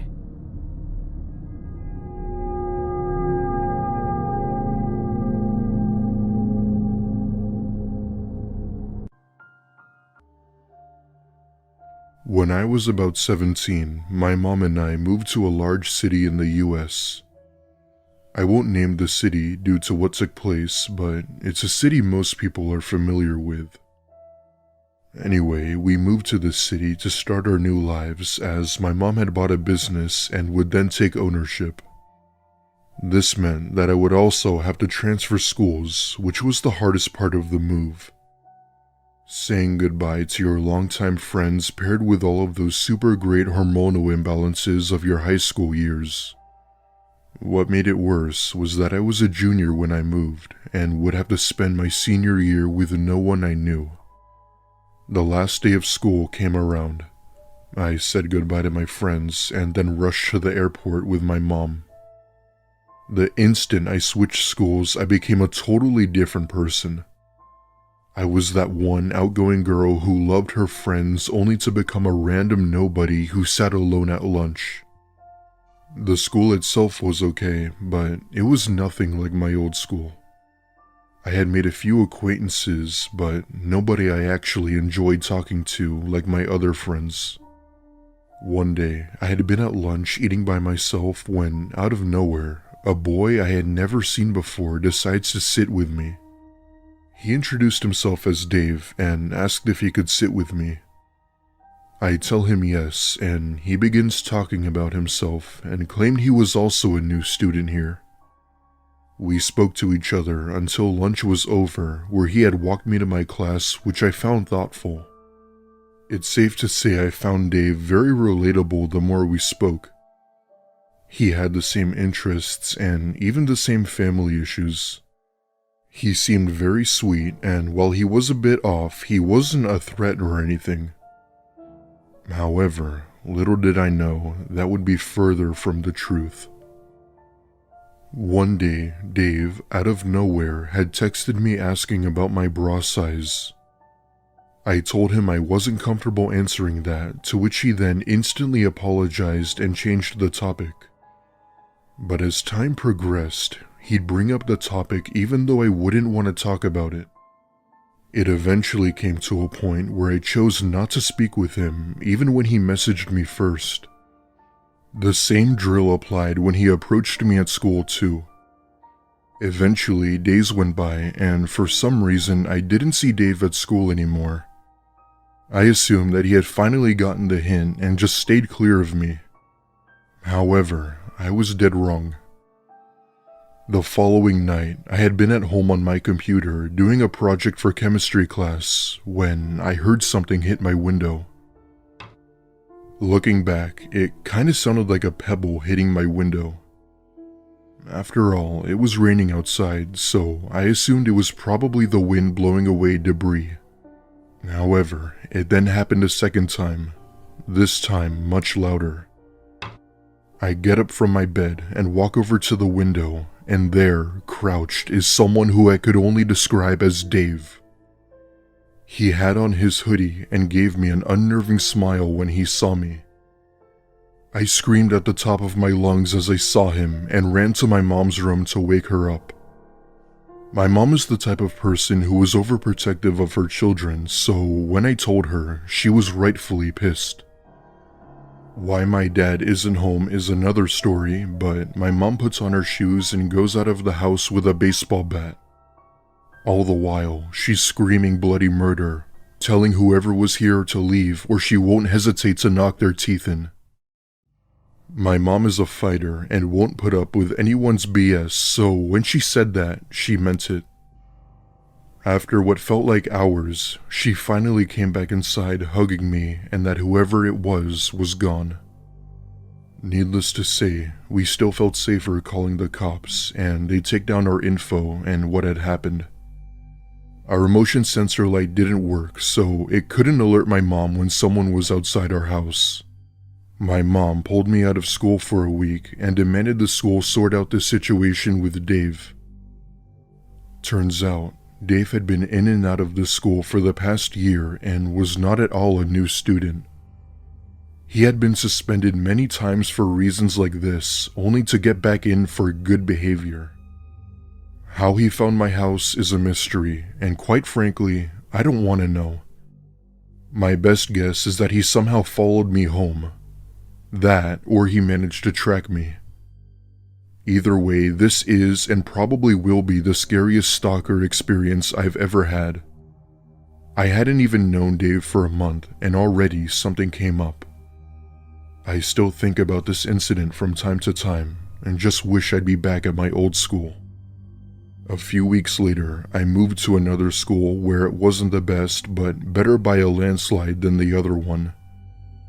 Up until now, I try my best to stay clear of social media and outings as I'm still paranoid. This isn't a big county, meaning it was common to run into someone you knew. I hope I never see Dave again. The story happened during my junior year of high school, so I was around 17 at the time. I live in a beach town in North Carolina, and I was in my first class of the day, physical science. We were working on our assignments, and the fire alarm started going off. Everyone thought it was a typical fire drill, so we evacuated the building as usual. After getting outside, staff started instructing us to get further away from the building, and we learned that there had been a bomb threat called into the school. We ended up staying outside on the football field for 6 hours while law enforcement brought in the dogs and searched every single book bag in the building. Everyone got severely sunburned because it was around springtime when this happened, so it was really hot here in North Carolina. When they brought us lunch, it was frozen ham and cheese sandwiches, and they were frozen solid. Eventually, we were all given the clear to re-enter the building shortly before dismissal that day. I know this story isn't all that scary, but it really is when you think there's a bomb inside of your school and that everyone's safety is at risk. I really hope that none of you or your future children ever have to go through that same level of stress. Be safe out there. I was in high school when this happened. I'm a girl, and this went on when I was 18. The story starts when I was getting coffee in between classes with a classmate. A creepy 40-something-year-old man came up to us, and while we were sitting down talking about coffee we're getting and about classes, he starts to tell my friend that he's sitting in a seat. For some context, this was a cheap corner shop coffee next to a gas station, so there's no assigned seats, just 2 chairs and a table, and whoever was first and lucky that got to sit down. My classmate, not wanting to look intimidated by him, starts to telling him that this isn't his seat and that he's not moving since he was the first one there. There was something really scary about this man, and I was already shaking. The next thing I know, he's threatening my colleague, telling him he's going to shoot him, even though he doesn't pull out a gun and we live in a country where gun permits are very hard to get. But I get extremely scared, and I go inside the coffee shop to order my coffee, because I couldn't stand sitting next to that man one more second. The worker at the store tells me that the man is crazy and that we shouldn't take him seriously. People in my country, me included, are kind of used to crazy homeless people, and we encounter them pretty much on a daily basis, so it's not really seen as such a creepy thing. But I have a lot of anxiety anyways, and the thought of being killed by this random crazy man just made me freeze and made my heart drop. Anyways, as this man and my friend are having a staring contest outside, the creepy man backs away and leaves, congratulating my friend for being brave and not being intimidated, and then leaves. As he's leaving, I'm thinking that's it, and it was just another creepy homeless dude. As a disclaimer, I'm not using homeless as an insult. I'm simply stating the obvious since he was carrying big bags with a lot of clothes on his bike.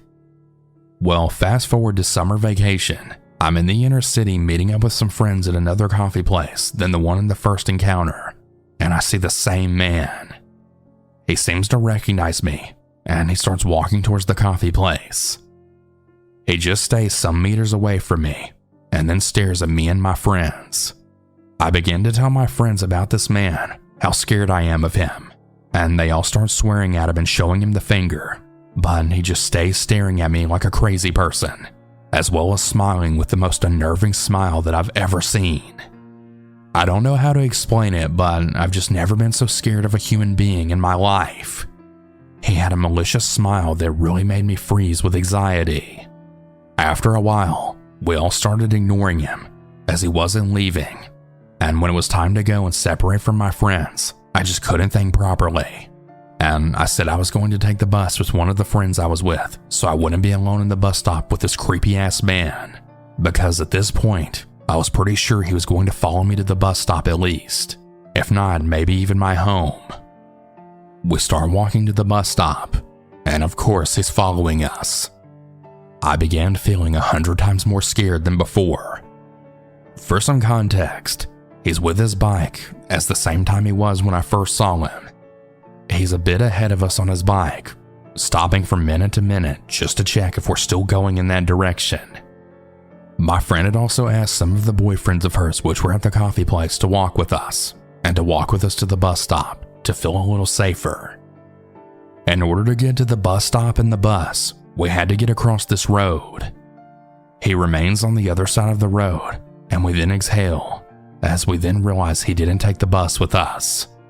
The man just starts waving, smiling with that same malicious smile while the bus is leaving. At this point, I then get off after a few stops, since the bus my friend was taking wasn't going in the direction of my house, and I just call my mom and dad to pick me up. My dad picks me up, and I tell him what happened, and he's livid. He tells me the next time I go out he's going to come with me and sit far away, and then just observe to see if the man shows his face again. Anyway, I don't go out for a while, being scared and all, and a few months pass, and I don't see him again. I had really started to forget all about him, until one late summer night. I was out with my ex and my cousin, and we wanted to go to a club. Since this was right after the pandemic, the clubs only held parties outside, and the party was on the street, and the DJ booth was placed basically on the windowsill of the street facade. We get some drinks from inside the club, and we go outside to dance, when I then see a bike and a man on it. I wasn't really sure if it was the same man or not, since it was dark outside, but I tell my ex and cousin, who were up to date with what was going on with this man. Thankfully for me, and really unluckily for the other people at the party, the police were called for public disturbance by the neighbors on that street, so they were there to shut down the party. As the man is circling around us on his bike and smiling, I then realize it's definitely him. I go straight to the police officer that was at the end of the street, and I tell him what's going on. When the man sees this, he instantly starts pedaling much faster, and I then lose sight of him while trying to pinpoint him to the police officer.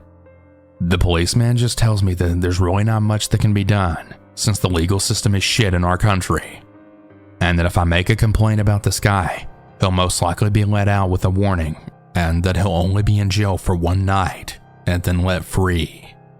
He proceeds to explain how the only way to put him away for good is if he actually offends, which makes me angry as hell on the inside, and I also feel really disappointed again in the legal system of our country, but at least I got him off my back for that night. The last thing the officer tells me is to always be aware and be safe, and to never walk alone at night, since there had been a lot of reports of attacks in a park which was really close to the club we were at, as well as the center part of the city in general.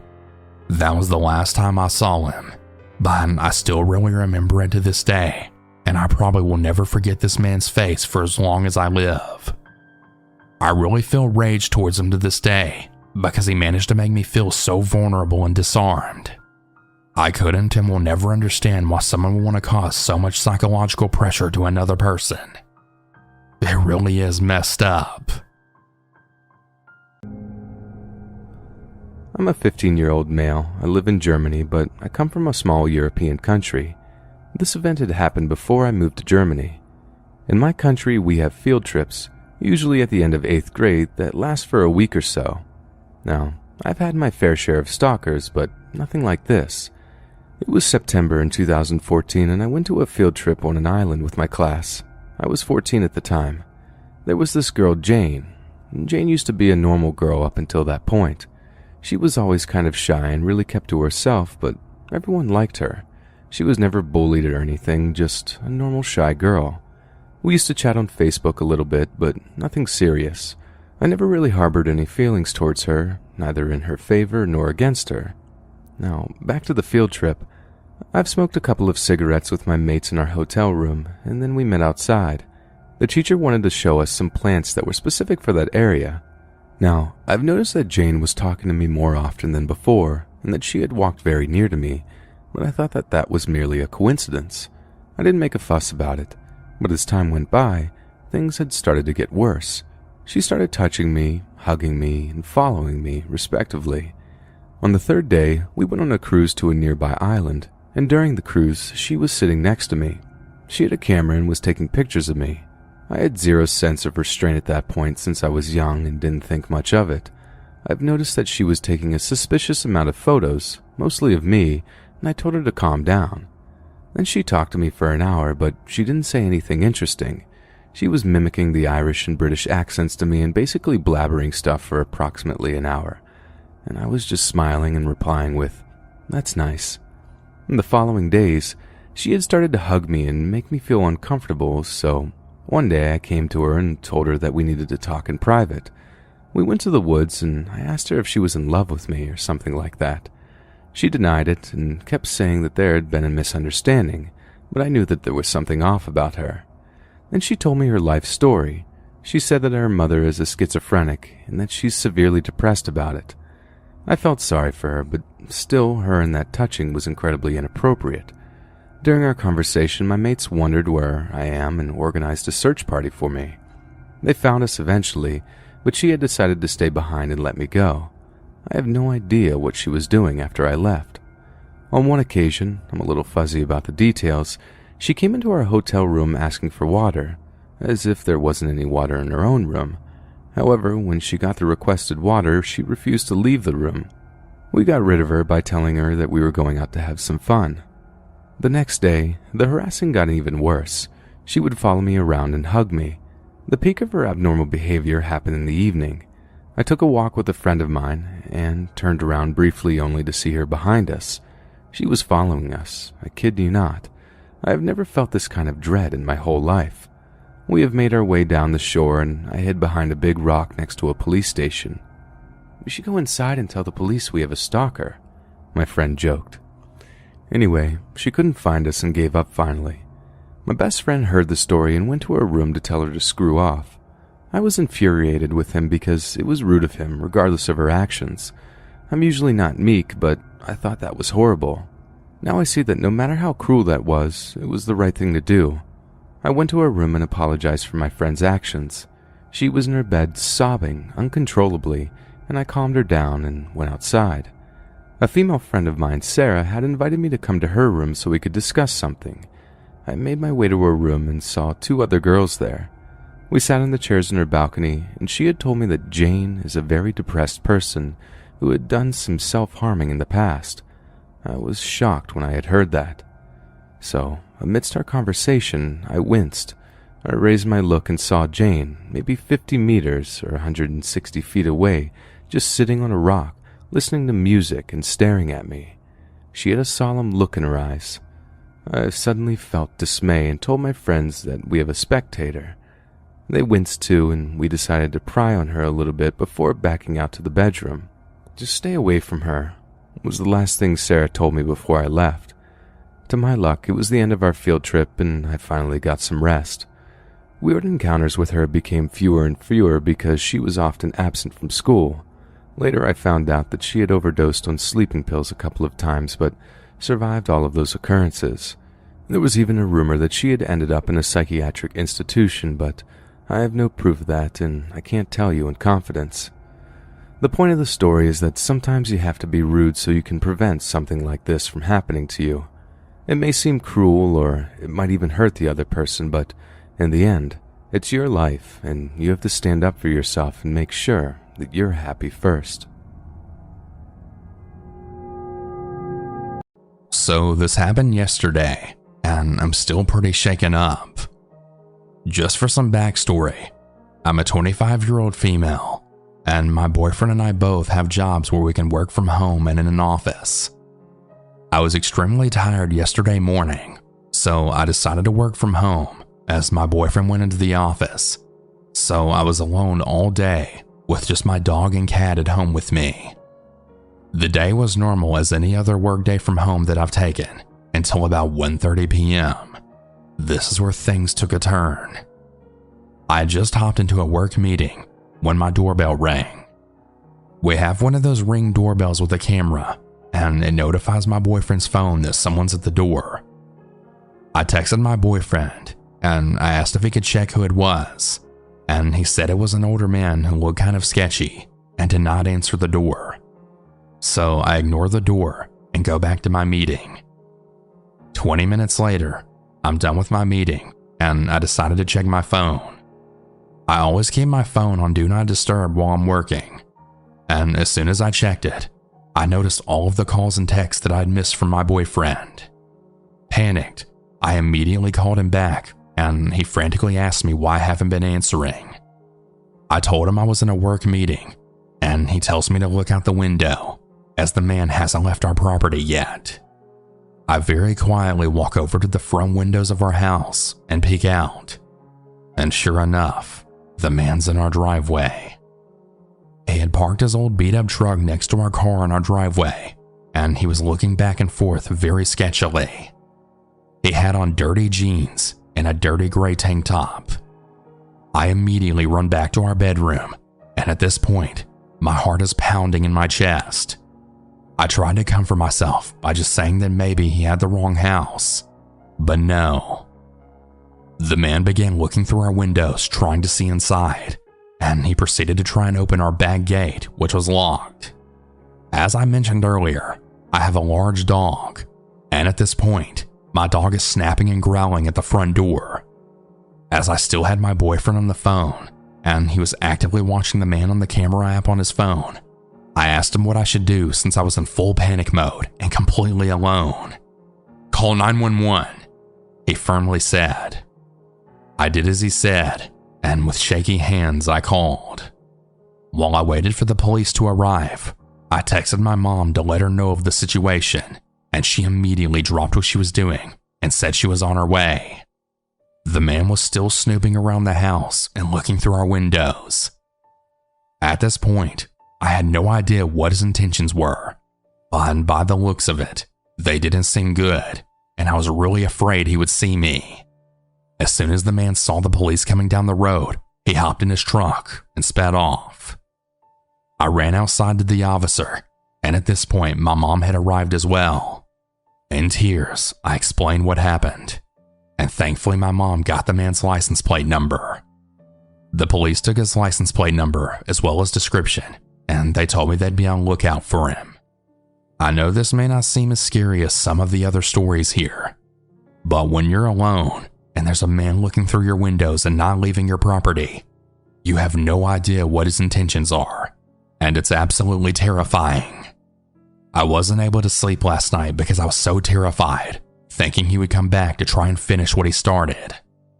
I'm hoping the police call me with an update since we had the license plate number, and if they do, I will provide an update. And to the strange man who wouldn't leave my property, please don't come back again.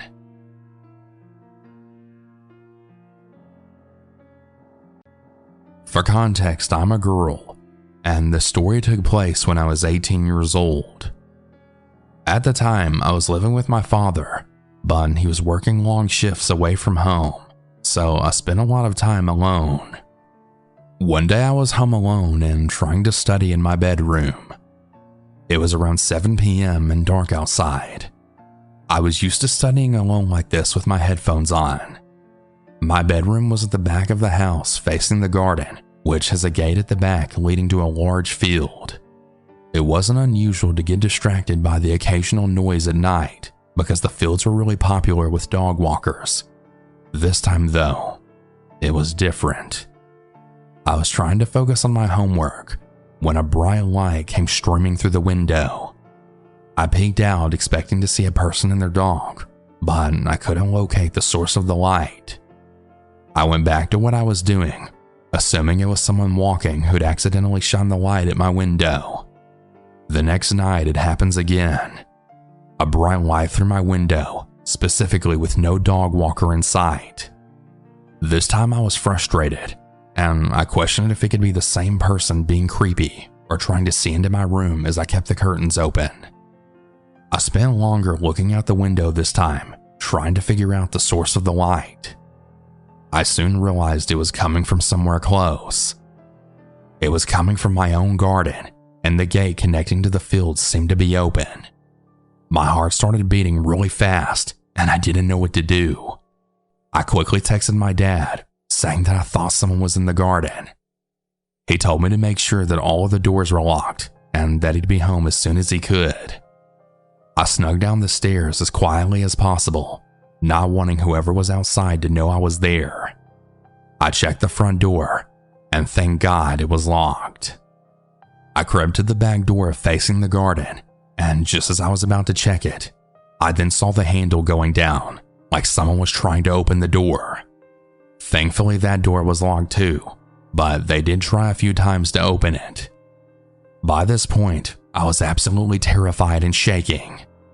I heard them try and pull at the kitchen window as well, but they had no luck. I tried to get a look at the person, but all I could tell was that they were white and tall. It was too dark to pick out any features. They seemed to be getting frustrated now, and then started banging at the window like they wanted to force it to break or open. I looked towards the front of the house, and my dad's car still wasn't there, and I was getting worried. Then by some miracle, I heard my neighbor's back door open and their large dog barking loudly. They must have noticed the stranger and then let out their dogs to scare them away. And it worked. I haven't seen them around again. I've never been so thankful for my neighbor's loud dogs before, and now I always check the doors are locked, even more than I used to.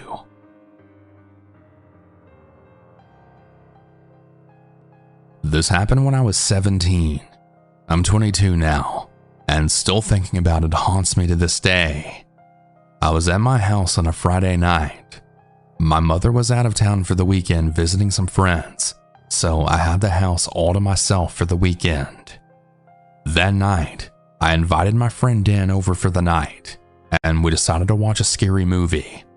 We got some snacks and soda, and we then turned on my favorite horror movie of all time, which is Drag Me to Hell. The one where that loan officer denies an old woman's request for an extension on her mortgage, and she then gets a curse put on her, where she has to break it within 3 days, or she'll get literally dragged to hell. Anyways, about an hour into the movie, me and Dan were having a good time and laughing at random shit in the movie. I paused the movie because I had to go to the bathroom, and just as I walked into the bathroom, I saw out the window that the sky looked green.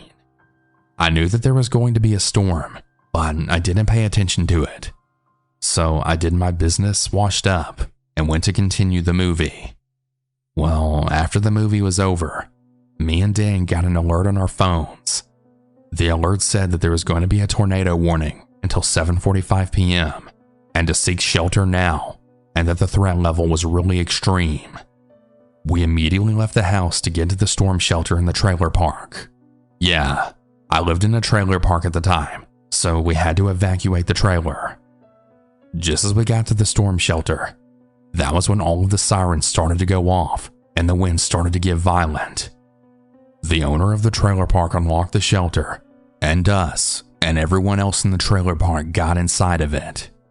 We went down to the basement and all huddled. About 10 minutes later, the power went out, and we could all hear the wind getting really violent, and what sounded like a freight train shook the whole building. It shook so violently that I actually thought it was going to collapse. I started crying, and I thought we were going to die. Me, Dan, and everyone else in the shelter started freaking out.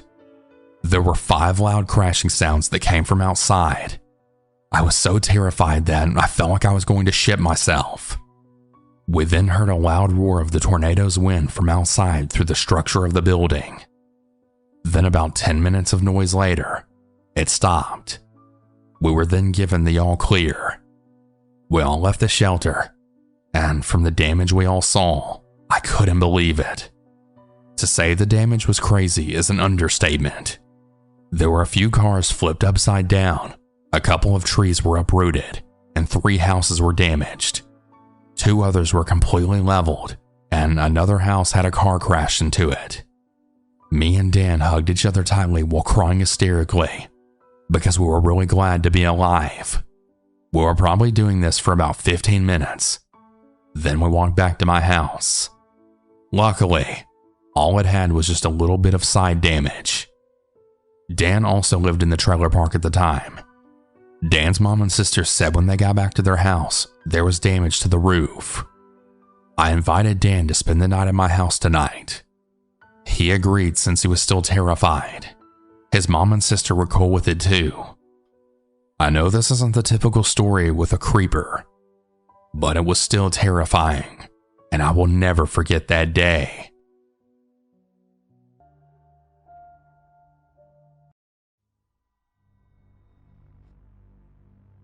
When I was around 18, I had gotten let go from my job as a part-time retail associate in Iowa City, Iowa. The reason for my termination was because the company was going bankrupt and couldn't afford to pay their employees. At the time, my parents made me pay rent and other expenses, and because I no longer had a job, I had to find a new one. Searching for a job was a hassle, and it didn't help that there weren't many jobs that were part-time. On top of that, I was also a part-time college student, which only added to the stress. Weeks had passed, and I still hadn't found myself a stable job. However, that was until one of my friends had called me, wondering if I could watch his dog as he was going on vacation that week. The reason he chose me was because the sitter who originally watched his dog had recently moved 3 states away and he couldn't find anyone else. The pay was $600 for 3 days, which was still enough to get by, but meant I would still have to find another job soon. Desperate for pretty much any pay, I accepted his offer and agreed to look after his dog. His dog's name was Jem. She was a gorgeous saddleback German Shepherd with the personality of a teddy bear. Of course I was intrigued. I had arrived to his house where he had left a list of all the rules. Feed her at this time, let her out every 2 hours, give her walks, etc. Basically the usual responsibilities when owning any dog. Caring for a dog may seem easy, but it gets stressful after a while when you constantly have to let them out. The first night went smoothly with no accidents and had gotten done every rule on the list. However, that was until the second night of dog sitting, where something happened that would completely shock me. For some context, it was around 8 or 9 p.m. I had ordered some food and was watching a movie with Jem laying next to me. At one point during the movie, she sits up and perks her ears while tilting her head, as if she saw or heard something. The house was next to somewhat of a wooded area, so I had figured it was possibly a squirrel or some other critter. Soon after though, she started looking around and began barking in the direction of the hallway. Almost immediately, she jumps down from the couch and runs to the hall. At this point, I started to get a little worried as I didn't know what she could possibly be barking at.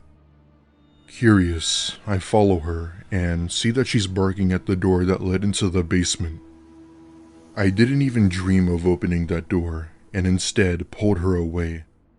However, she wouldn't comply and pushed the door open, fleeing down the stairs. Darkness filled the basement, and so I get out my phone to help light my way down. This was before Apple had built-in flashlights, so I used my screen to illuminate whatever was down there. After feeling around for it, I find the light switch and see Jem sitting by a small closet door. This was one of those closet doors with the see-through ridges, so I was able to slightly see inside. Ever so carefully, I approached the door and pulled Jem away, but not before taking a quick look inside. Staring back at me was an eye. Pretending not to notice, I drag her out of there and run to the living room to call the police. I tried my absolute best to whisper into the mouthpiece as I didn't want to make any noise. However, even with me being so quiet, it didn't help as Jem was still barking. As I'm on the phone with the operator, I begin to hear someone coming up the wooden steps from the basement. The person slowly knocks, as if it were a way to frighten me even more. All the while, Jem was barking her head off, trying to break down the basement door. The sounds of sirens being heard in the distance was music to my ears as they drew closer. All the while, I hear the person down there start running down the stairs and hearing a door open. Fortunately, police were fast to respond as they arrived to the house in minutes. As it turns out, police had found what appeared to be some secret room in the basement. Me, nor my friend, had any acknowledgement of this room and didn't even know what it was for. Our best guess was that it was some sort of wine cellar that was used back then. My friend paid me extra for the trouble, and I never dog-sat for him again. I'm not sure if police ever found the man, or the possibility that he's still out there somewhere. The scariest part about this is that there was reason to believe the man had been hiding in that room for months. Inside were stolen items, beer cans, food, and even a sleeping bag. My friend had since moved cities recently as him and his family couldn't shake off the paranoia. This just goes to show you that you can't even enjoy the safety and comfort of your own home.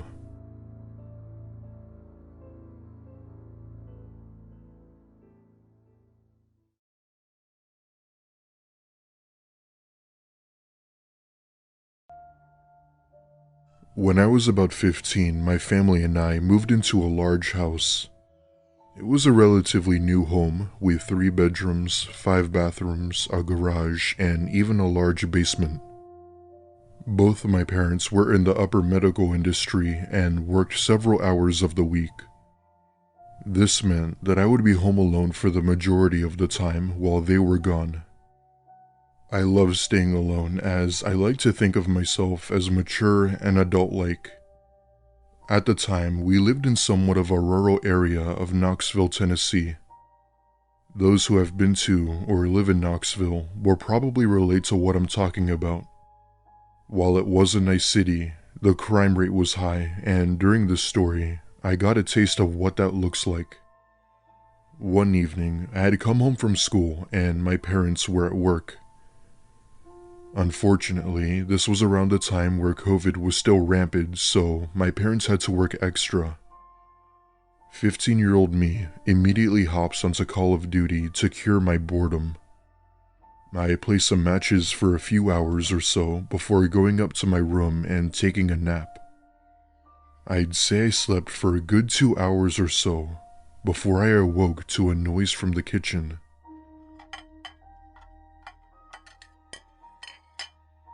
Looking back, it kinda sounded like a clanking noise you'd hear when moving stuff around.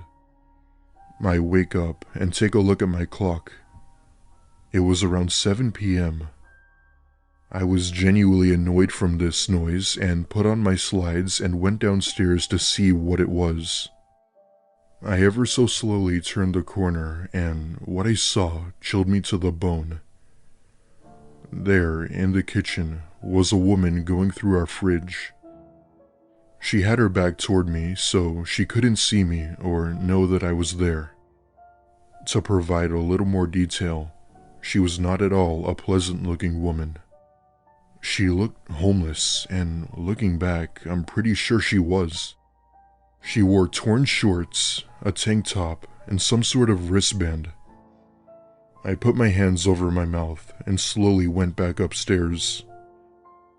As much as I wanted and needed to call the police, I couldn't, as the only home phone we had was near the kitchen. Instead, I thought of another idea. My parents were friends with the neighbors from down the road, so I'd figured I'd go there and call the police. Now, I obviously couldn't have gone through the front door, so I did what anyone else would do. I opened my bedroom window and climbed out while gathering up the courage to fall.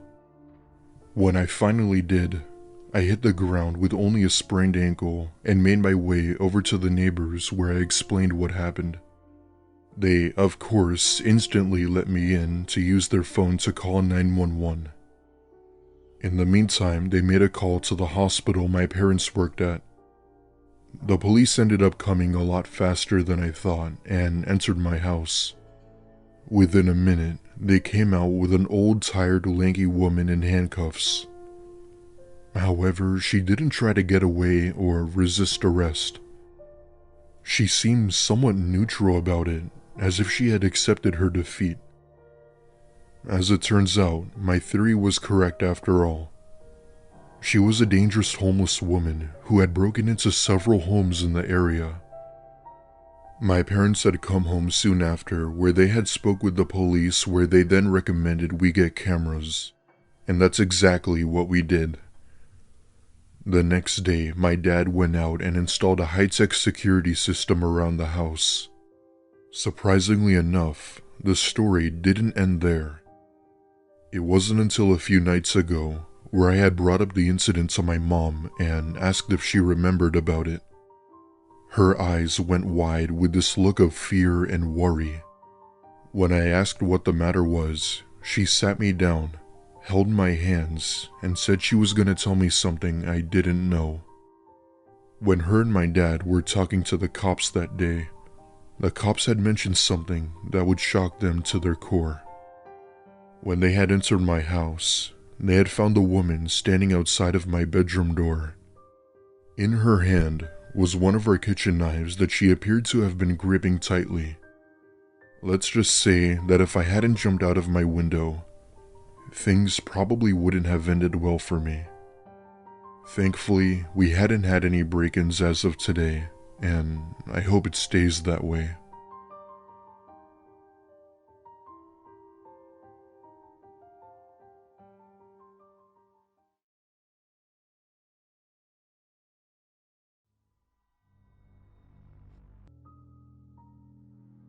For a bit of context, this happened to me about a week ago in the middle of the night. I'm a 27-year-old male and live alone in a small one-bedroom house in our rural area of Idaho. I was never the type to enjoy cities, nor was I the type to be around a lot of people. I just wanted a nice and quiet life, which is why I chose Idaho. Just this past week, I experienced something while home alone that I just had to write about. It was around 8 p.m. and I was at home cleaning the house when I hear my washing machine ring, letting me know that my clothes were done. My washer and dryer are both located in the basement of my home, so I went down there while turning on the light when I noticed something odd. One of the shelves that had been up was now face down with tons of my tools scattered around the floor. This was strange as it was pretty sturdy. Why I didn't hear it fall over, I don't know, but I stand it back up and tend to my laundry. I take out my clothes and put them into the dryer, and the second I do, the shelf from behind me falls over and creates a loud crash. I instantly turned around to face the direction of where the shelf had fallen, and there, standing next to it, was a tall, lanky man with a disturbing grin. He wore a white shirt, baggy pants, and just simply looked dead inside, as if he were extremely tired.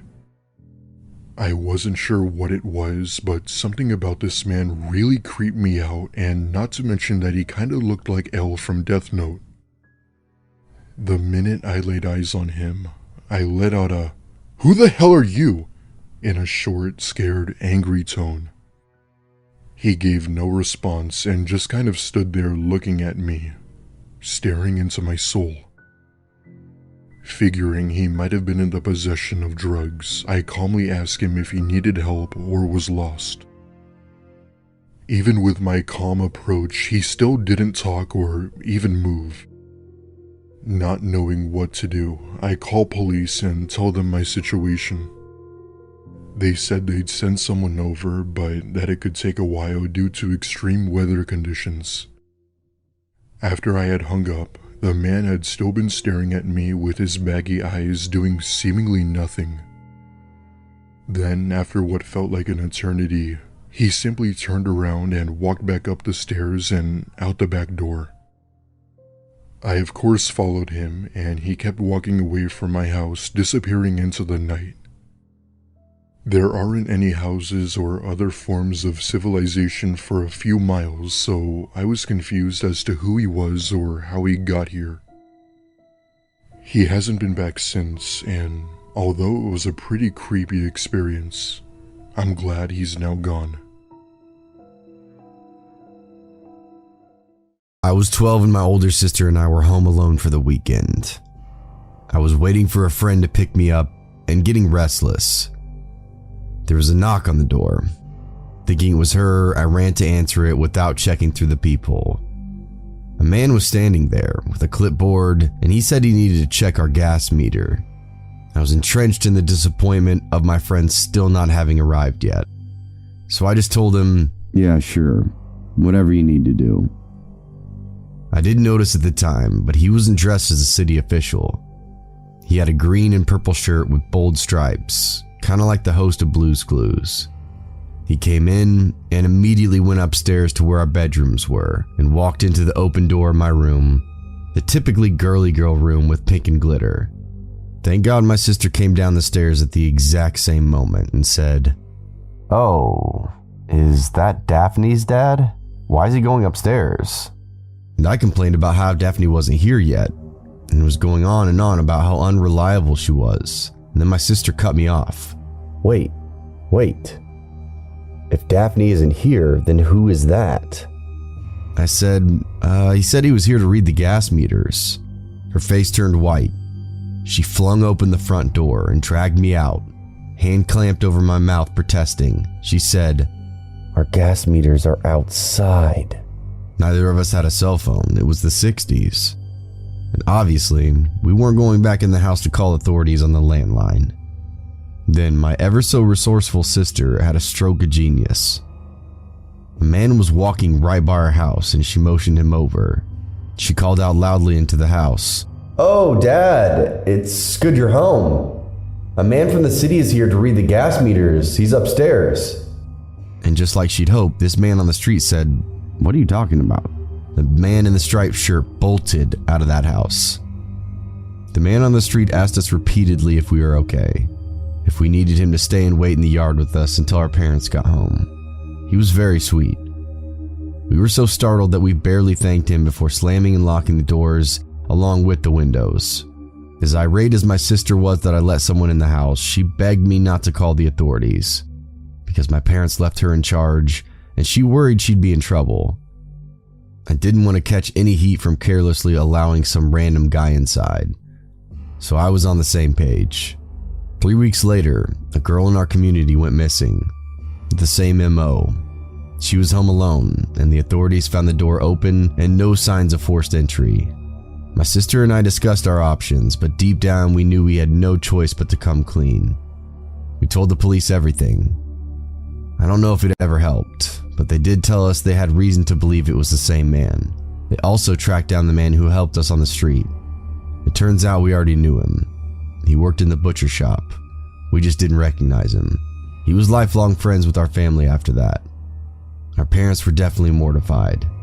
They weren't angry with us, just glad we were okay. Though they did review all the rules of caution and didn't let us leave home alone for a while. They ended up finding that girl. Apparently she'd been held for a few days, then burned alive. They never caught that man, but fear not. He appeared to be in his early 30s in the 1960s, so any case, he has to be dead by now. I just thank God every day for my sister's resourcefulness and quick action.